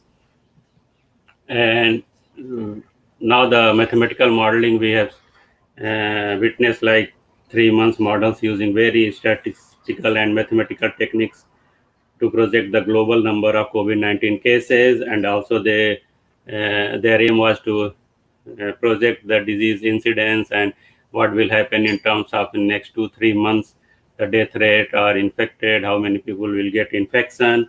And there are many research collaboration is going on with university to university, like Columbia University, Massachusetts. And we are all familiar with Imperial College London, Professor Ferguson model, which leads to the, I think that model was responsible for the lockdown in the UK and the United States. And but there were some ethical issues in this mathematical modeling. And it is very important to how to address ethical issue in your innovation framework. And next one was this is one also good example of open innovation collaboration, like Unity Bio and Microsoft Azure. They enhance the computing ability for researchers who are studying COVID-19 biochemistry. And in terms of, like, if you talk about the open innovation in biotech research and development, we have witnessed that, like, just within a few months we have completed the phase 1 clinical trial. It used to be like the timeline for drug and vaccine development traditionally takes 10 to 15 years, but with active collaboration with different organizations, now the timeline can be cut down. And in this collaboration, like Sanofi and GlaxoSmithKline, they established biotech firms like together, and they recently announced open innovation collaboration with Sanofi and GSK. They are talking about, like, Sanofi is bringing its S protein COVID-19 antigen and to the table, and GSK, the other firm, is contributing its vaccine adjuvant technology, which allows a vaccine to use a smaller amount of protein per dose. If you see that the IPR issue in open innovation is they're trying to address, because Sanofi has different product, maybe they have some like S protein or I don't know whether it's going to be patented or not, but they have different technology and they have different capability. So one firm is like taking advantage of other firms' knowledge. And my previous speaker talked about AstraZeneca and Oxford University, and this is also a good example of open innovation. And another is going on in the area of like exponential technology, like the various shoe companies who use 3D printing technology for making their shoes. Now they are offering their technology in an open innovation model to develop the PPE kit, like shield and mask and everything. And Tesla, like motor companies, are also trying to establish like driverless car and robots and all kind of things. So driverless car is like a very good thing. Like it can minimize the it can address the infection issue when you take samples and go to the lab. So this kind of things is happening. And also I would like to highlight the collaboration between Mayo Clinic and BIP. They made it possible to limit human exposure to the virus during the transportation of COVID-19 test. And I was talking about driverless car, such as Neuro R2 are being used to low contact delivery of groceries and other essentials. And but there are some issue of like we have seen in the past issue like using drone and driverless car and everything. So right now I guess that they are not addressing these issues because of pandemic, and everyone is in rush right now to address these issues. And if you take about the citizen science, how common people are contributing to address the pandemic is nothing new. Citizen science is, but over the years is growing day by day. And Facebook and Carlin Mellon University recently published a mass estimating that number of COVID-19 cases across the United States based on self-reporting of the disease. So common people are coming out and they are reporting their disease, but in the principle it looks like, but we know that not in many countries that common people are very active in this kind of research, but at least it started on little bit. And also there are also the quantified cell movement. So there one citizen scientist is highlighted that he has developed antibody testing kit, and the Oregon State University is promoting the antibody testing kits to the common public. So we can see that at various levels the open innovation framework is being adopted during the COVID-19 pandemic. But the problem with the open innovation right now, that the privacy and accuracy of the data in data sharing, we have seen that in some cases there was no any attempt has been made to address the privacy issue, like in terms of patient information, their health records in some countries is distributed across the social media. In India, we can also see that health official in the district level in various cities, they just distributed the number of positive cases, including name and phone number and addresses in WhatsApp group, and Facebook is all floating here and there. And there is people are not caring about that, how the health records and this information can be detrimental to a particular people. People can stigmatize, and is all kind of things that we need to be addressed. And also in terms of mathematical modeling, there are so many mathematical modeling is going on, and the problem with the UK professor, Imperial College London guy, the mathematical modeling was that it was not replicated in other by other researchers, and it was not discussing that he over projected the outcome of the death. Like he proposed that in the UK by the October there will be 500,000 million deaths. Similarly, he said that in the United States the death rate will be like 2 million people in the US, and now he is known as the people now calling him the Professor Lockdown because because only of his false projection the UK and United States just they shut the country whole. And I think the message when even the production was not included in the production, the developing countries was not much get his space, but is at least right now mostly the India and other developing countries they follow the Western guidelines and all kind of things.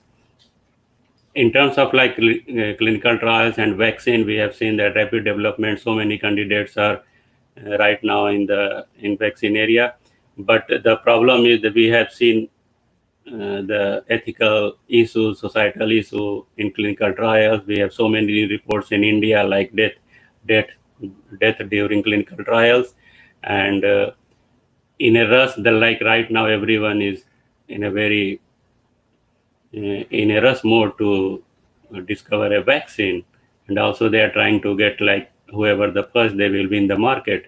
But in doing so, all these I have not seen any reports whether anyone is addressing how the clinical trials is going on and whether the informed consent has been taken, how they are addressing, and also the timeline.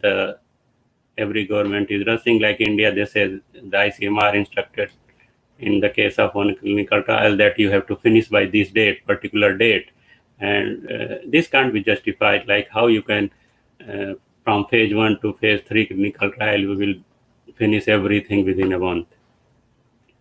And in terms of exponential technology, we also see that maybe in the shoemaking industry there are not much issue related to 3D printing and all kind of things, but in biomedical research there are very safety and efficacy issue of 3D printing, and right now we don't know how they are using this 3D printing technology in making like PPE, how it is reliable.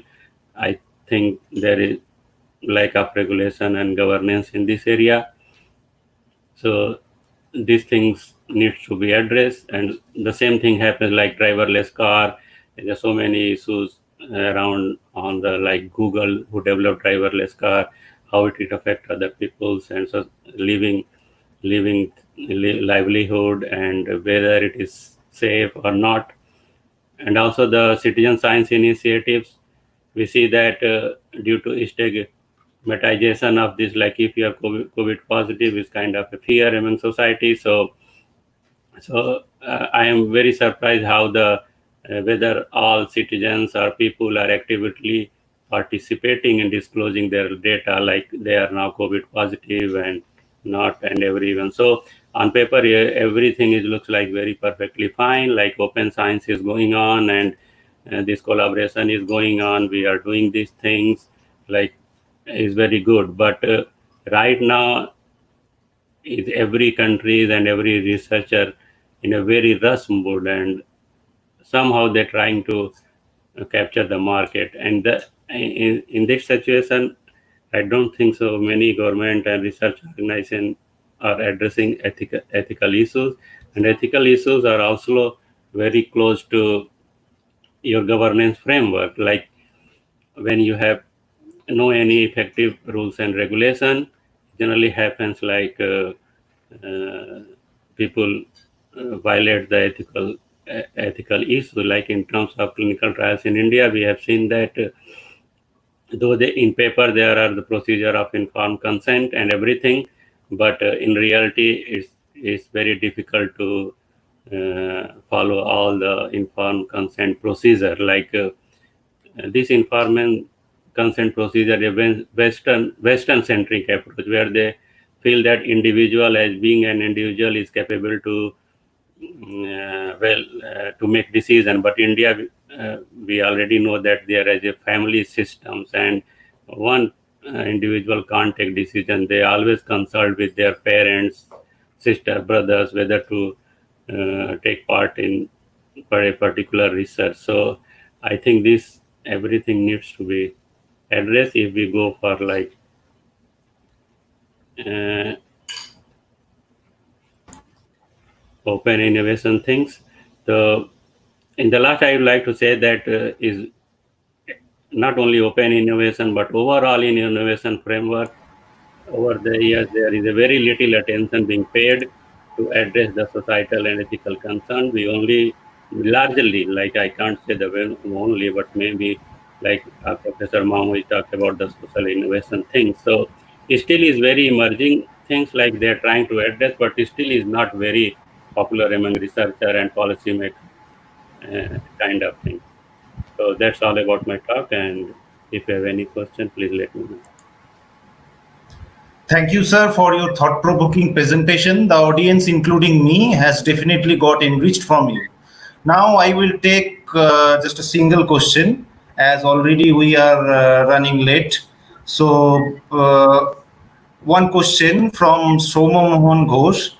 What is your opinion on the possibility of plagiarism that is associated with open innovation in research and development? It's plagiarism. Yeah, plagiarism. Yeah, actually, the thing is that we don't have particularly since I studied in India as well and UK as well. My sense is that even in JNU like institute, there is no concept like the researcher are not very aware about what is plagiarism and what should be included in plagiarism, what should be not. Even I submitted my MPhil dissertation in JNU. I could not get any guidelines how to write your dissertation. Whether you should, like, if you want to put a page number with inverted quote or code, how you need to paraphrase your sentences when you are taking from other researchers. This training only I get in Nottingham University.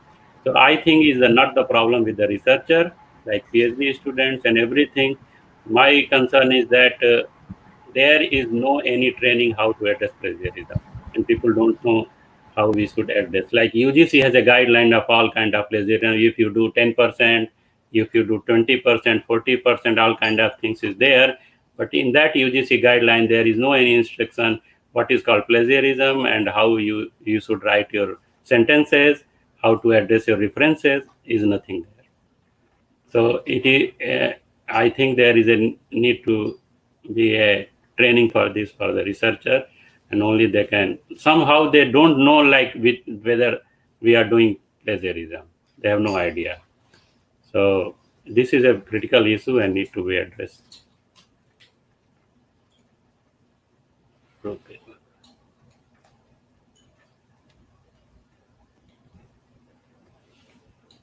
चला गया क्या?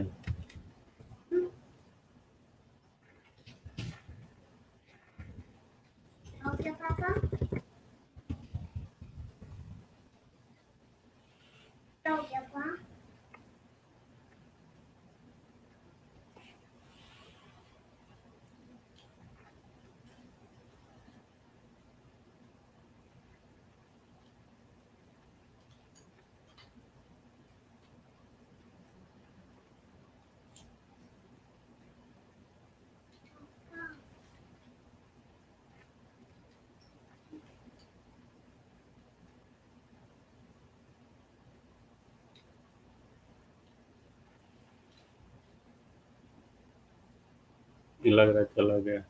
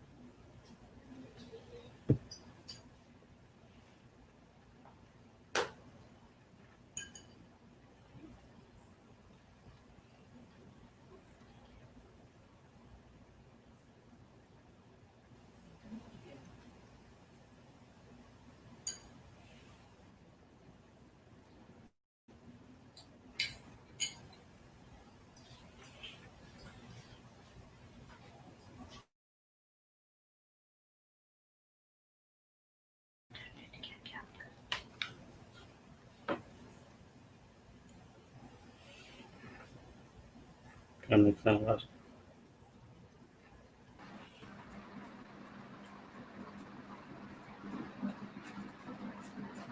Hello. I think we lost connection. Yeah, might be Oshish has lost connection. He's trying to connect. Okay. Okay, sorry. You had a very good presentation, Dr. Theory. It's very informative. I've learned many things from you. Oh, thank you so much. I learned from you And, as well. I want to let you know one thing. Oshish, just a minute. Okay. Very soon we are going to open a center in University of Calcutta, Center for Intellectual Property and Innovation Studies.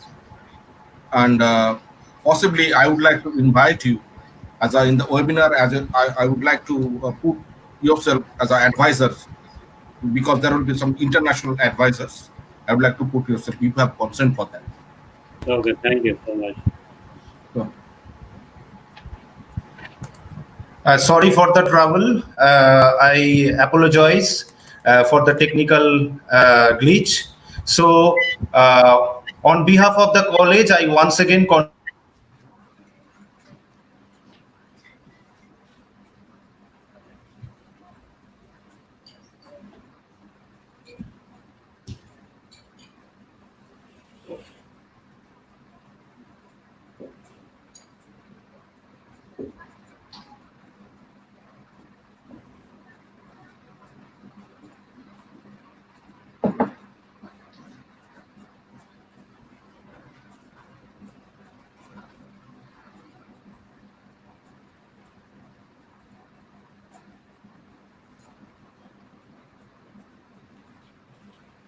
We lost him again, looks like. No, he has connections, but something. But it was good. Like till the end, it was good. Very good.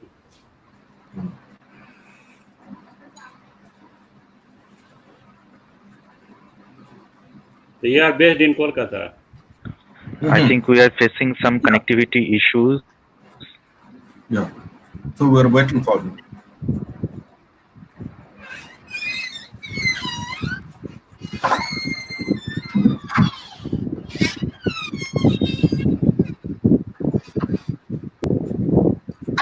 Sorry for the technical glitches. We are facing some connectivity issues.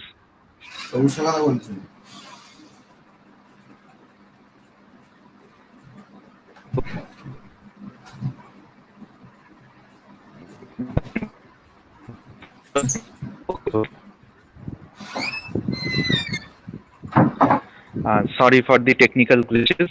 Myself, Dr. Mammo, our respected convener, with this technical problem, I think.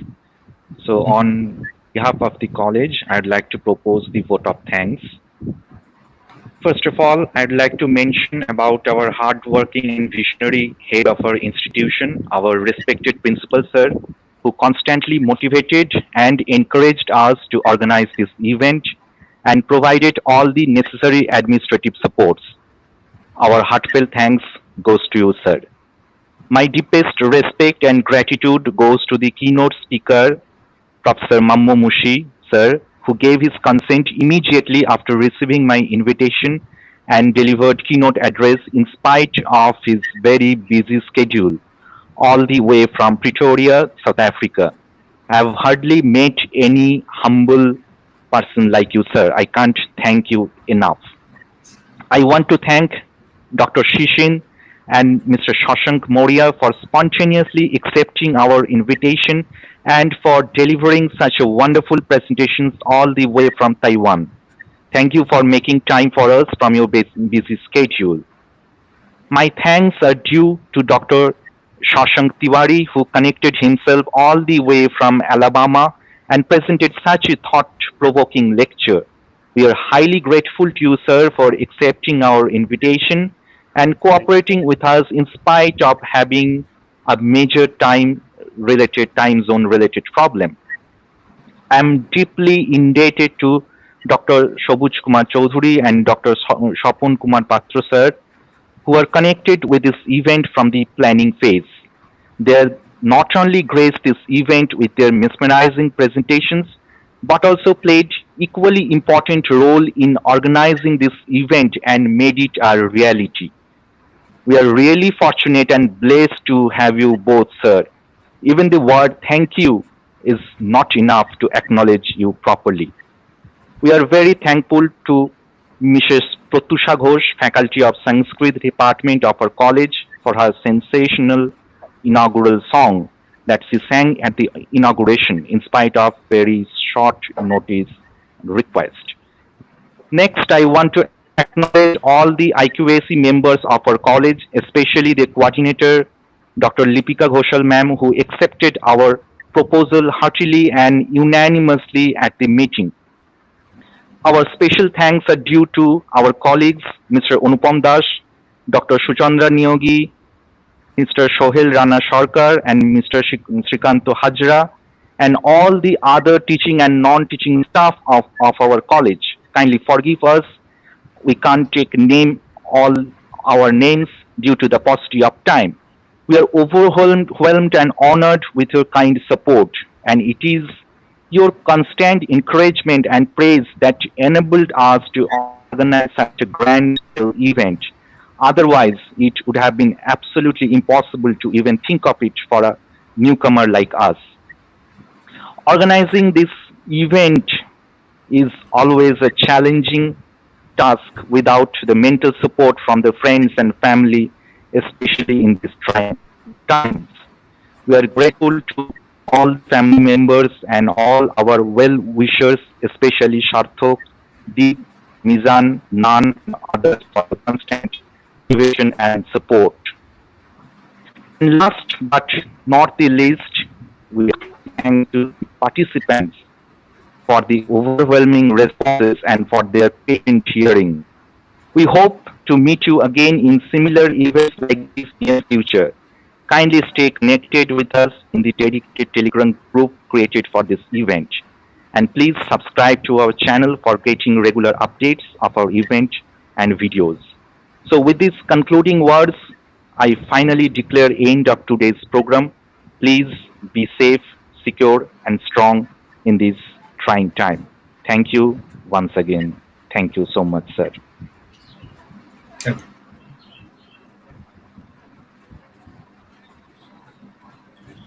Thank you, sir. Thank you. And thank you, Ashish, for everything.